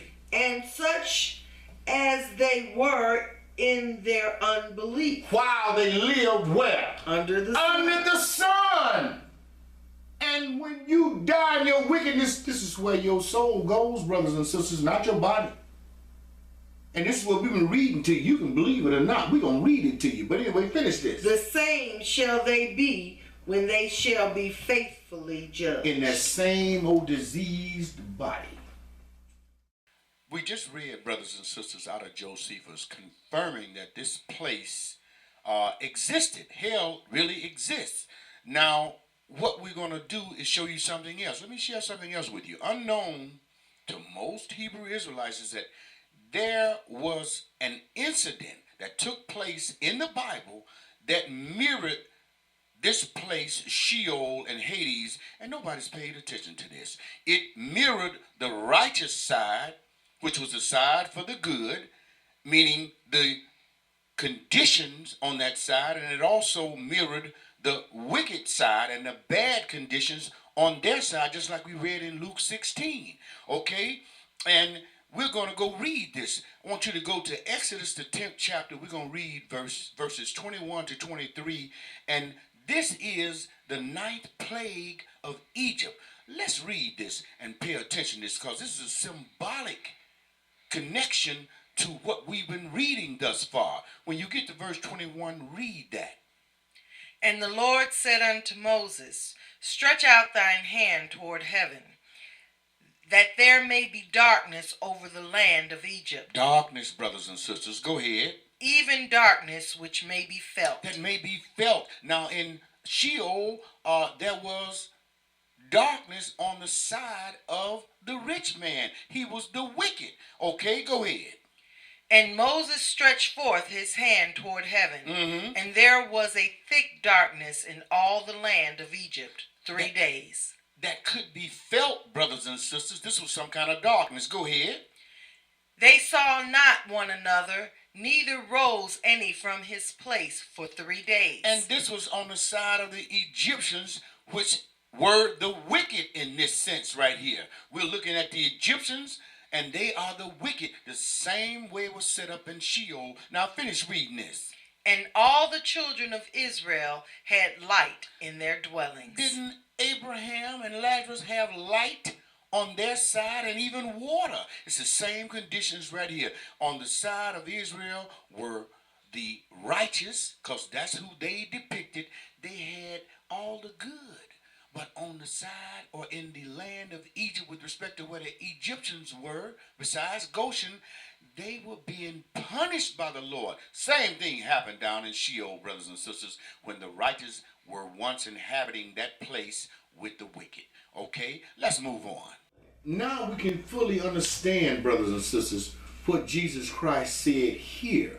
We're going to go read something in Matthew's, and with all that we've exposed to you and shared with you, we're going to go to Matthew's 10 and read 2 verses 27 and 28. And this is the final judgment of the wicked, and this is why he said this. We just showed you, when they stand in judgment, they're going to be in that same, the wicked soul is going to be united with his same old diseased, wicked body. And that's why the Lord told you this right here. Who to fear and why. And this is talking about what happens to the wicked soul and their body. They're diseased and same old decrepitated body, because if you die in your wickedness, Decrepit. yes, decrepit. So anyway, let's read this right here, 27 and 28, and let's take a look at this, something Jesus said. And I know somebody tried to alter this, but you can't alter this. It means what it says, and it says what it means. When you get to 27, read 27 and 28. What I tell you in darkness, that speak ye in light. Go ahead. And what ye hear in the ear, that preach ye upon the housetops. And that is what we're doing about the place for the souls of the wicked, because nobody talks to you about this. And it's way much more than I'm able to share with you tonight. You don't want your soul to wind up in this place, brothers and sisters. This is where the wicked souls go. They are taken down. They descend down into this prison, this underworld. It's another world. Okay? But continue reading this. And fear not them which kill the body. Now, that's one part of man. Kill the body. Go ahead. But are not able to kill the soul. Why did he make a separation here if they're the same? You gotta understand English. Don't let nobody trick you and tell you what something means and you don't use your understanding. You went to school, didn't you? I know you did. You understand what you're reading here. Don't let nobody go and just tell you this means something other than what we just read. You understand what this means. This is not together. It said body and the soul. This is a separation here. Take it or leave. You can believe the word of God or not. This is Jesus talking here. So you calling him a lie? Anybody tell you this is different, that's what they doing. And if you agree with him, that's what you are doing. It's on you. But anyway, continue this. But rather fear him which is able to destroy both body and soul and body in hell. He didn't say punish, did he? No. He said destroy. This is talking about the lake of fire, brothers and sisters. This is talking about the lake of fire. That's what's going in there. Okay? Anyway, let's look up something right quick. Let's go back to the Strongs. And we're going to look at this hell in the New Testament here and see what it means. So I'm going to show you this is talking about the lake of fire because it's a different name to it. Okay? In some places it references some of the stuff that we read, but we're going to see what the lake of fire is called. There's another name for it too. Several other names. But we're going to read one of them to you. And this location of where the lake of fire is going to be located is written in the Bible too. There ain't no mystery, there ain't no secret. It's written in the scriptures exactly where it's going to be located and what it was once called. It's written in the Bible. But anyway, when you get, we're going to go to the Strong's Bible Concordance. We're We're going to go to 1067 in the Greek section. And we're going to define the word translated hell. Because the Lord say, fear the one that can destroy, not punish, but destroy both soul and body in hell. And this particular hell here is talking about the lake of fire. We're going to show you that. When you get there, 1067 in the Greek section, the word translated hell. What's the word? The word is Gehenna. Gehenna. And it means? Of Hebrew or 1516. 1516 and 2011. Go ahead. Valley of the son of Hinnom. That's where it's located, brothers and sisters. The future lake of fire going to be located right there. Because that's where Israel used to throw all dead animals and all of the filth and whatnot in the city. And it's similar to where you would dump garbage.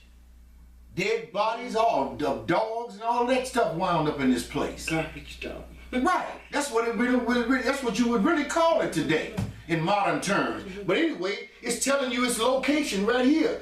But it's called Gehenna. All right? And this is the lake of fire. It's hell. Go ahead. Gehenna or Gehinnom. Mm-hmm. A valley of Jerusalem used figuratively as a name for a place or state of everlasting punishment. And that's what hell. And this everlasting punishment means, brothers and sisters, destruction is everlasting, is it not? You got to pay attention to what you're reading. Use your reasoning skills. You're not going to be punished forever. No, it don't work that way. This is talking about destruction, being destroyed. Period. And we're going to show you that. We're going to go into the Smith, and I want to read this. Well, I got some things sectioned off here. I'm going to read it real briskly. We're going to go to the Smith's Bible Dictionary, page 240 and 241, and I want to read some more about this Gehenna, okay, and show you basically what it further says about the lake of fire, because that's what we're talking about here. And I'm going to read this. This is on page 240, 241, and this is hell. Excuse me. And it says, in the Old Testament, this is the word generally and unfortunately used by our translators to render the Hebrew Sheol.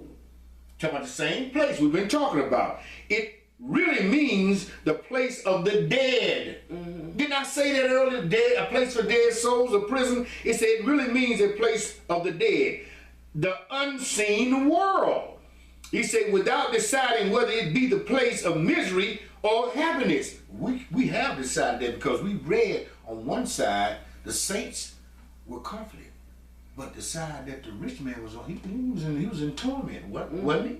So hey, anyway, it is clear that in many passages of the Old Testament, Sheol can only mean the grave. In some passages, it does reference the grave, but we know that when we start talking about where dead souls go, it's not talking about the grave, brothers and sisters. We're gonna skip down, and I'm going to read another underlined part I got here. In the New Testament, hell is the translation of two words, Hades and Gehenna. Didn't we just read that in Strong's? Yeah. The word Hades, like Sheol, sometimes merely means merely the grave. As I just said, it references that some places. You can go to Acts, 1 Corinthians, and so forth. Then it says, the unseen world. It is in this sense that the creeds say of our Lord, he went down into hell. Mm-hmm. Then we showed it in our first lesson. Yes, we did. That he descended in the lower parts of the earth, meaning hell, and he preached to the spirits that were there as well, being locked up in chains of darkness. And then he ascended up out of there, and it said that he led captives, meaning he led the souls of the righteous out of the righteous side of Sheol back up into heaven. And that's who you see under the altar when you read Revelation 6, brothers and sisters, and 9 to the 11. That's what you're seeing here. And this is in a dictionary. Okay, we're going to skip down again and read the last part of this. It says, the word most frequently used, occurring 12 times in the New Testament, for the place of future punishment is Gehenna, or Gehenna of fire, meaning the lake of fire, brothers and sisters. And no one has been tossed in it yet because it's for destruction, not punishment.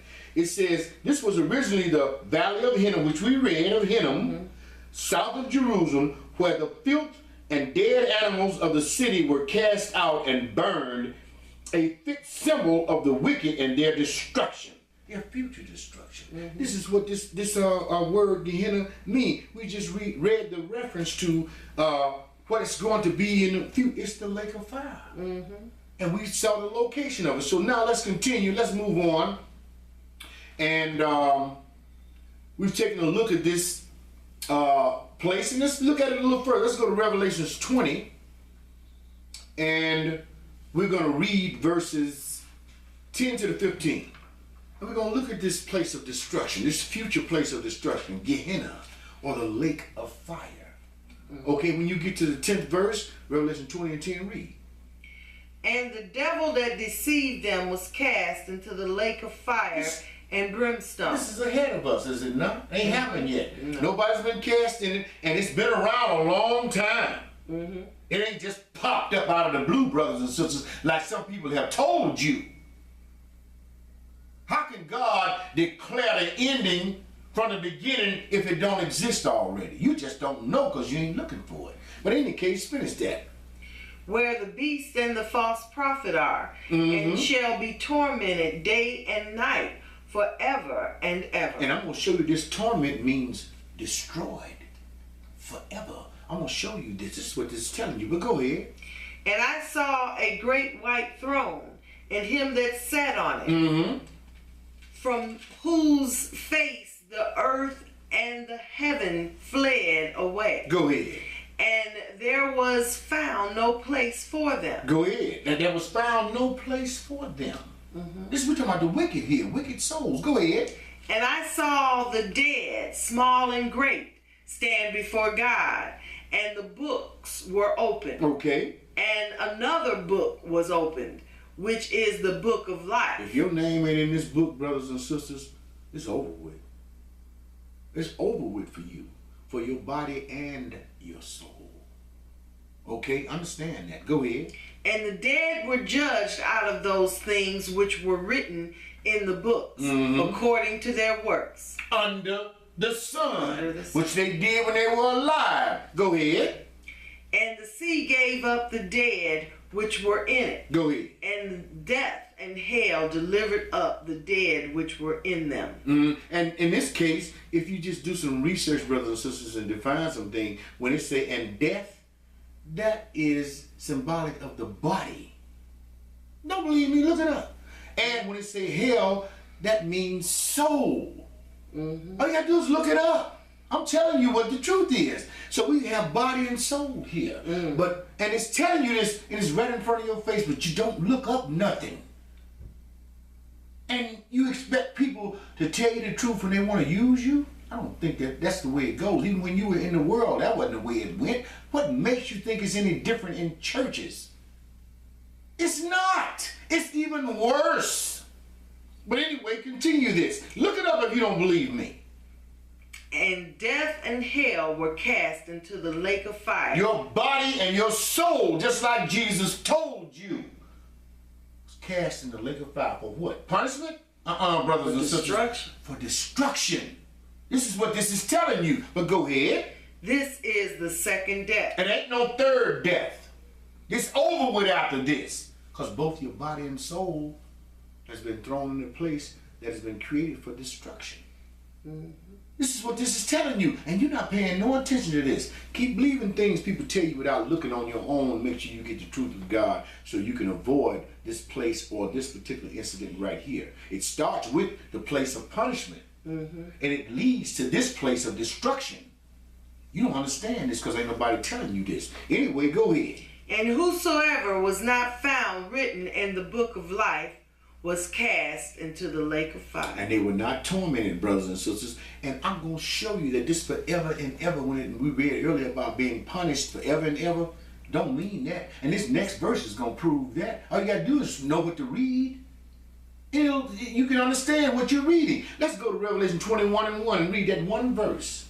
And I'm going to show you that this is talking about destruction. You're going to be destroyed forever. People go, the book says you're going to look for the place of the wicked, and it shall not be found. And we're going to show you that by just reading this. Let's read verse 1, Revelation 21:1. And I saw a new heaven. Wait a minute.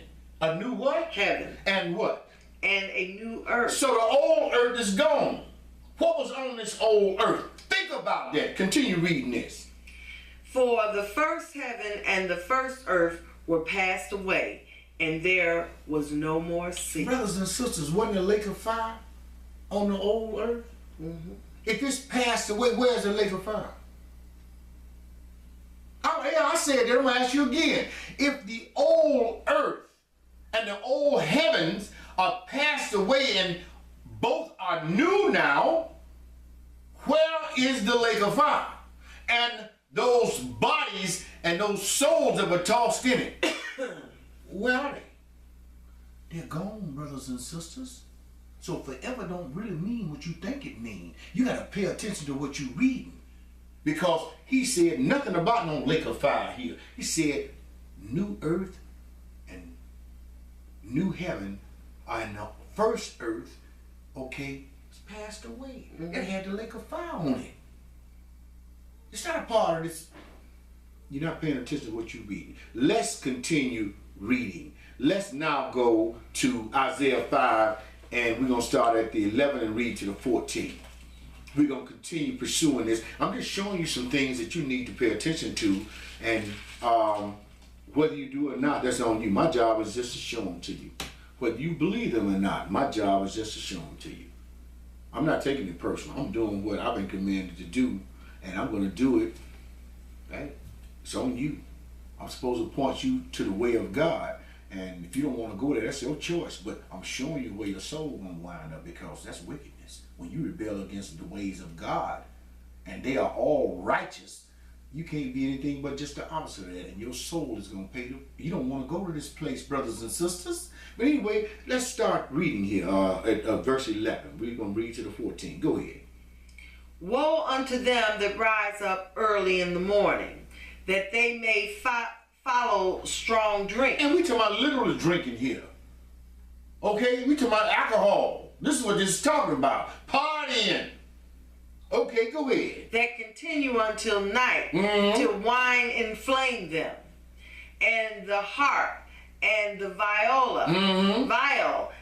the tambourine, and pipe, and wine are in their feast. Wait a minute. Music and drinking, partying, living it up. This is what this is talking about. And it say this stuff is in your feast. Go ahead. But they regard not the work of the Lord. That's the problem. Go ahead. Neither consider the operation of his hands. This is the problem. You haven't. You have not considered. Don't you think hell is the operation of God's hand? Sheol. It was all created by him, even the future lake of fire. It exists now. Ain't nobody thrown in there yet, though. But this is all the operation of God. He's telling you through prophets and through individuals in the Bible and in other inspired books and historians, hey, that this place is real. This is where dead souls go. That's where they're punished until the final judgment. You don't want your soul to wind up in these places, but you don't understand the operation of God. And neither do the person teaching you. He don't believe it. He don't think this is going to happen to him.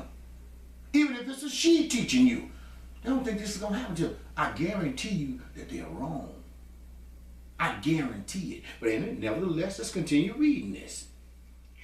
Therefore my people are gone into captivity, because they have no knowledge. You have no knowledge of what we've shared with you so far.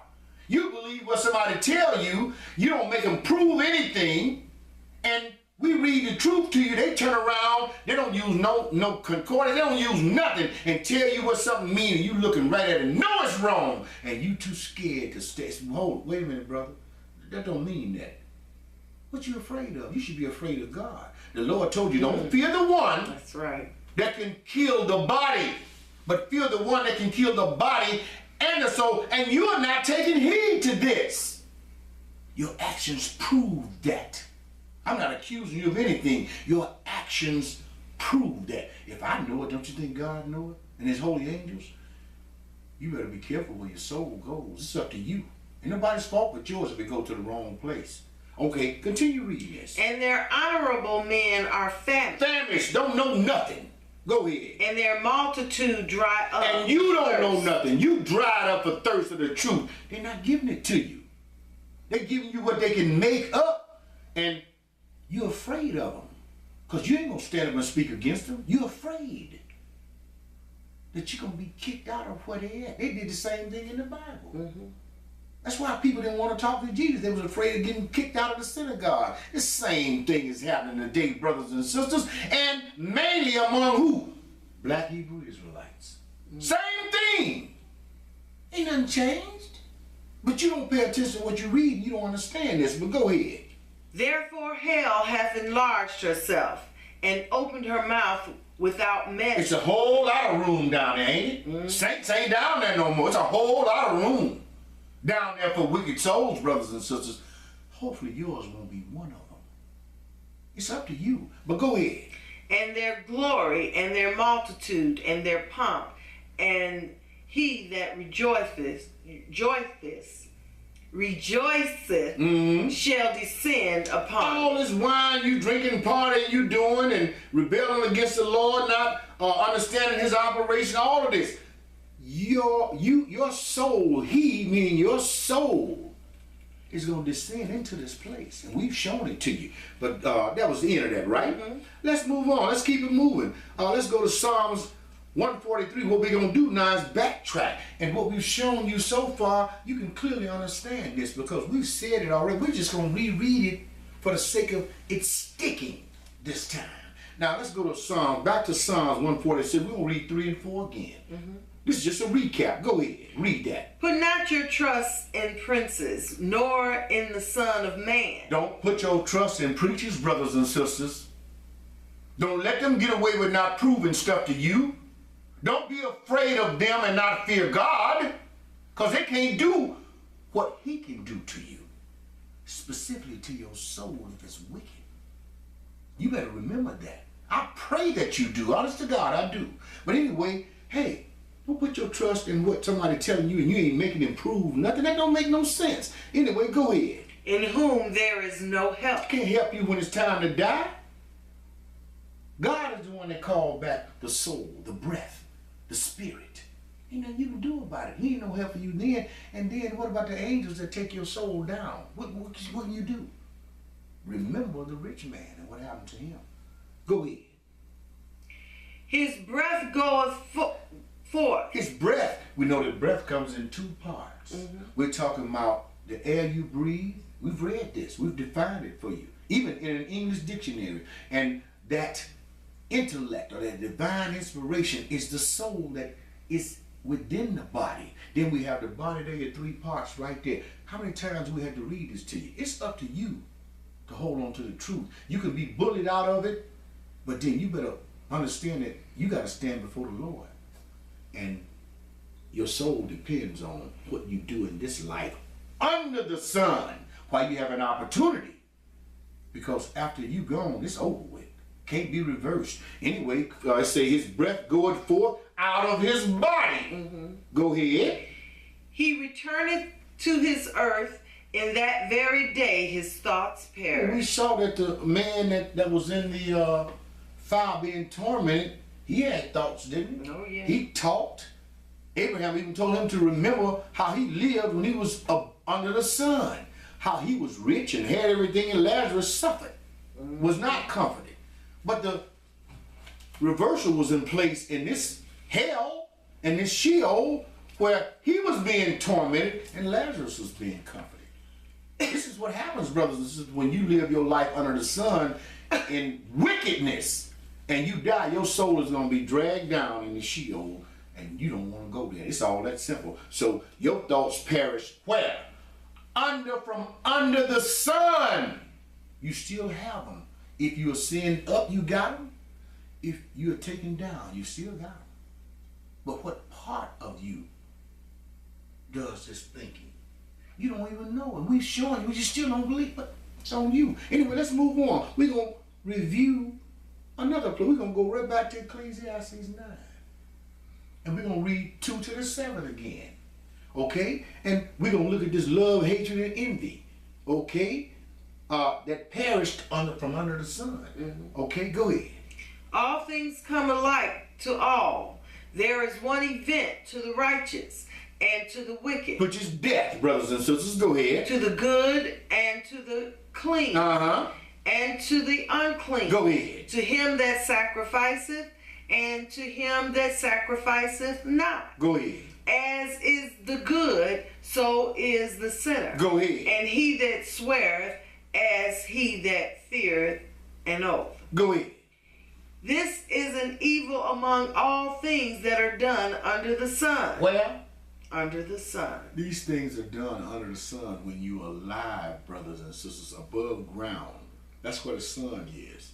That's where the rain falls and all the other things, the elements that God created. Okay, when you are alive, you don't experience these things elsewhere, because we've shown you that there's an underworld. Okay, a netherworld, another place for dead souls. It's a prison, but it's talking about, hey, all things. This is the evil among all things that are done under the sun. Go ahead. That there is one event unto all. And that's death. Go ahead. Yea, also the heart of the sons of men is full of evil and madness. Full of evil and madness. And I'm going to show you where this is going to get you. Because I'm going to show you how your thoughts are formed. Because men are like this. Women too. All flesh is like this, especially if you want to do wickedness and you don't want to do what the Lord has commanded you to do, meaning walk uprightly and in his righteousness. But go ahead and finish that. And madness is in their hearts while they live. Under the sun, right? Go ahead. And after that, they go to the dead. After that, they go to the dead. Well, your body is buried in the earth, but we see that the soul is dragged down and taken down by angels, brothers and sisters. We read that in Luke 16. But go ahead and finish this. For to them that is joined to all the living there is hope. Under the sun there is hope. You're alive. Go ahead. For the living dog is better than a dead lion. Of course he is, because he's alive and he's under the sun. And when you're dead, you have nothing to do with this world. You're in another world. And if you're wicked, you don't even want to deal with what's going to happen to your soul down there. It's not like this, brothers and sisters. We've shown them that. Okay, continue reading this. For the living know that they shall die. Go ahead. But the dead know not anything. Under the sun. This is what this is telling you. Go ahead. Neither have they any more a reward. Under the sun. Go ahead. For the memory of them is forgotten. Go ahead. Also their love and their hatred Go ahead. and their envy is now perished. Wait a minute. From where? Under the sun. From under the sun, because the rich man that was in the fire being tormented felt love toward his 5 brothers and asked Abraham to send Lazarus to him. That's love, brothers and sisters. But I thought the dead didn't know nothing. As I said, brothers and sisters, this is telling you that all their love, their hatred, and their envy perished from under the sun. But the rich man showed these emotions, these feelings, when he was being tormented. He felt pain. He envied Lazarus for being comforted when he was being tormented. But what part of him still felt this? He wasn't under the sun. He was in hell. We can read that, and he was dead. But I thought the dead didn't know anything. They couldn't feel anything. I thought that very day that they died, their thoughts perished. Yeah, from under the sun, where you go after that, and the part of you that goes there, you still have feelings, brothers and sisters, and thoughts. Because Abraham asked the rich man, he should remember, son, in your lifetime, you were comforted. Right. What you mean remember? I thought they don't know nothing. How can he remember that? He had everything. Go speak to my father, go to my father's house and talk to my father. I don't want him to wind up in this place. This is what I'm telling you, because it's real. It didn't just pop up out of nowhere like some people tell you. No, brothers and sisters, This has been around since the beginning, because the very first soul that descended into it, taken down by the angels, was righteous Abel, who was murdered by his brother Cain. You don't know this because you don't do no research. You don't read nothing. But some you. But anyway, finish this out, because it says their envy is now perished from under the sun. Go ahead. Neither have they any more a portion forever in anything that is done under the sun. This is the truth, because they're in another world. Be it up, or be it that their souls are taken and they descend down into this nether world. Go ahead. Go thy way, eat thy bread with joy. While you're alive under the sun, that's what you're supposed to do.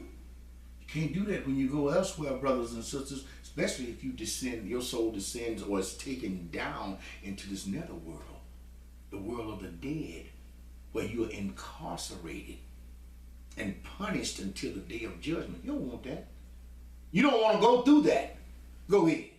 And drink thy wine with a merry heart, for God now accepteth thy works. While you are alive under the sun. That's why I say a living dog is better than a dead lion. That living dog is still under the sun. The dead ain't under the sun anymore, brothers and sisters.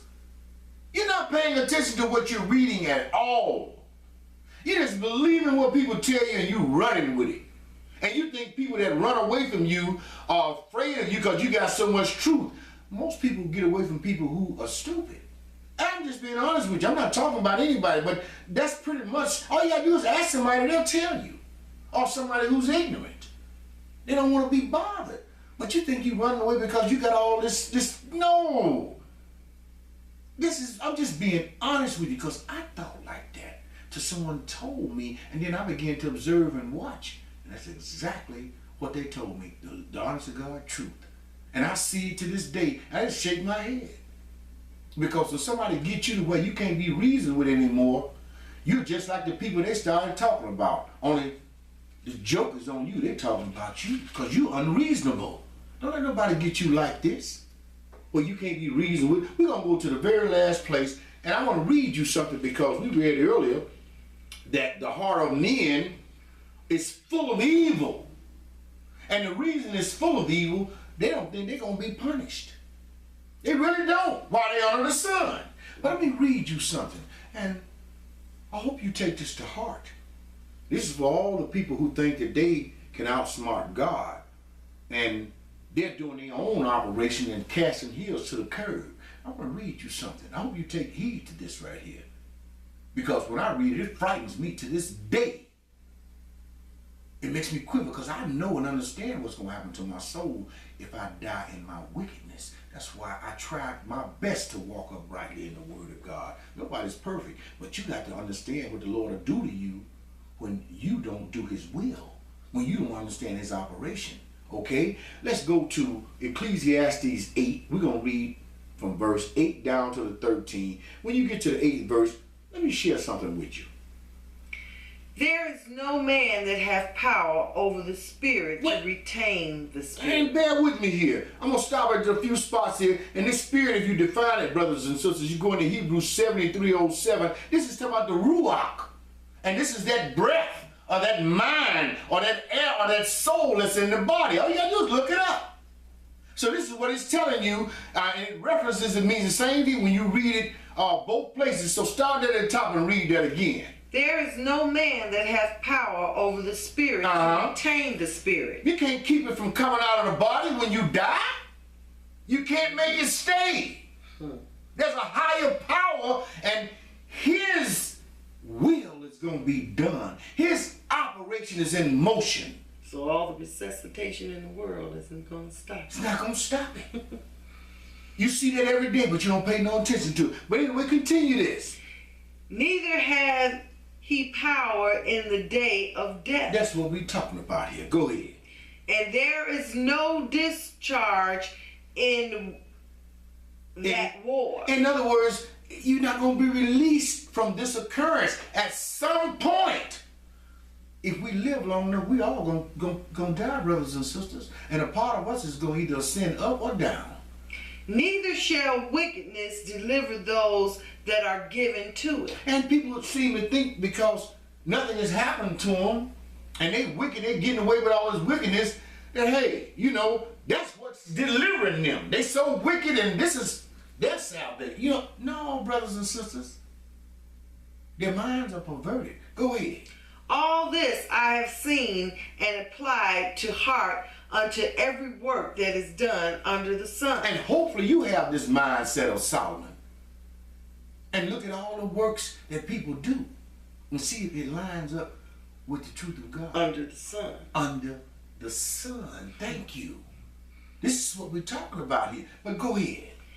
There is a time wherein one man ruleth over another to his own hurt. To his own hurt. You are sitting in front of people teaching them, and somebody show that you're in error about something. Instead of you admitting that, telling your flock that, look, we all have to learn. I made a mistake and I taught something that wasn't right. So what we're going to do, I see what it is now. Let me share that with you and we can keep it moving together. No, you don't do that. You simply try to discard something that's truthful and reinforce the foolishness that you've taught people. This doesn't make any sense to me. You don't have to be afraid of losing anything that God has given you. And if you have people around you that love you, where they going? Just teach them the truth. If you are wrong, you humble yourself. But if you don't want to do it, I'm showing you where your soul's going to wind up. You might not believe it, but I guarantee you God is not a lie. Let every man be a liar and God be truth. We're going to see. Okay? We are going to see. In any case, it say, there's a time when one man ruleth, okay, over another to his what? His own hurt, meaning your own grief or calamity or your own ill. And we read that happened to the rich man. Mm-hmm. Did it not? Yes, it did. His soul wound up in hell, in Sheol, in torment. Go ahead. And so I saw the wicked buried, who had come and gone from the place of the holy. He saw their bodies buried. Okay, go ahead. And they were forgotten in the city where they had so done. Done what? This wickedness of theirs on why they were under the sun. Go ahead. This is also vanity. And that's all it is, brothers and sisters. And you can do wickedness in so many ways, specifically teaching others with this word here. Knowingly teaching them wrong, and you won't humble yourself and teach them right. Nobody has to go nowhere. All you got to do is find the truth and teach it. Simple as that. If you ain't got it, you don't have it. Simple as that. Humble yourself. Find it and teach it. Don't stick to the same thing and people are showing you all over the place that it's not accurate. And you're misleading people and you're doing it by what? Force. People are fearful. Obviously more of you than they are of God. And that I find very, very strange. Because you don't live forever. He does. But people have their own way of thinking. And in any case, continue this. Because sentence against an evil work is Now, not... wait a minute. We're going to read this again. I want you to pay close attention to what Sister Teresa is reading here. This is the problem right here. You've been doing wickedness so long and ain't nothing happening to you and it don't come upon you like sometimes it happens to other people, but it's evaded you. You think that you have a green light to continue doing it. This is what this is telling you, but read that again. Because sentence against an evil work is not executed expediently. It don't come upon you right away. You might get away with it for 20 years, 40 years, 50 years, but when you die, where do your soul go if you're wicked? You better think about that. Go ahead. Therefore, the heart of the Son of Men is fully set in them to do evil. We read that in the 9th verse, didn't we? In the 9th chapter, rather. Go ahead. Though a sinner do evil 100 times and his days be prolonged under the sun, while he's alive, and ain't no punishment or recompense coming upon him, so you start looking at him and you say, well, ain't nothing happening to him. I might as well be wicked too. He's an adulterer and getting away with it. I might as well be an adulterer too. And then you even start feeling that it's nothing wrong with what they're doing. Exactly. Must be right. I ain't nothing. Exactly. This is what this is telling you. But don't believe that, brothers and sisters. Go ahead and finish reading this.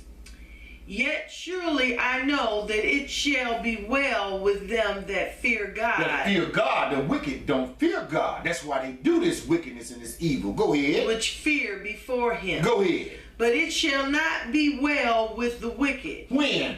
After they die, brothers and sisters. We showing you that. We showing you where their souls wind up at. Right where that rich man is. Mm-hmm. You don't want your soul to go there. Because whatever you get away with or think you get away with while you alive under the sun, you just thinking the way foolish men think, because God controls everything. He runs everything. We read, all souls are who? His. All souls are mine, the Lord said. I paid the debt.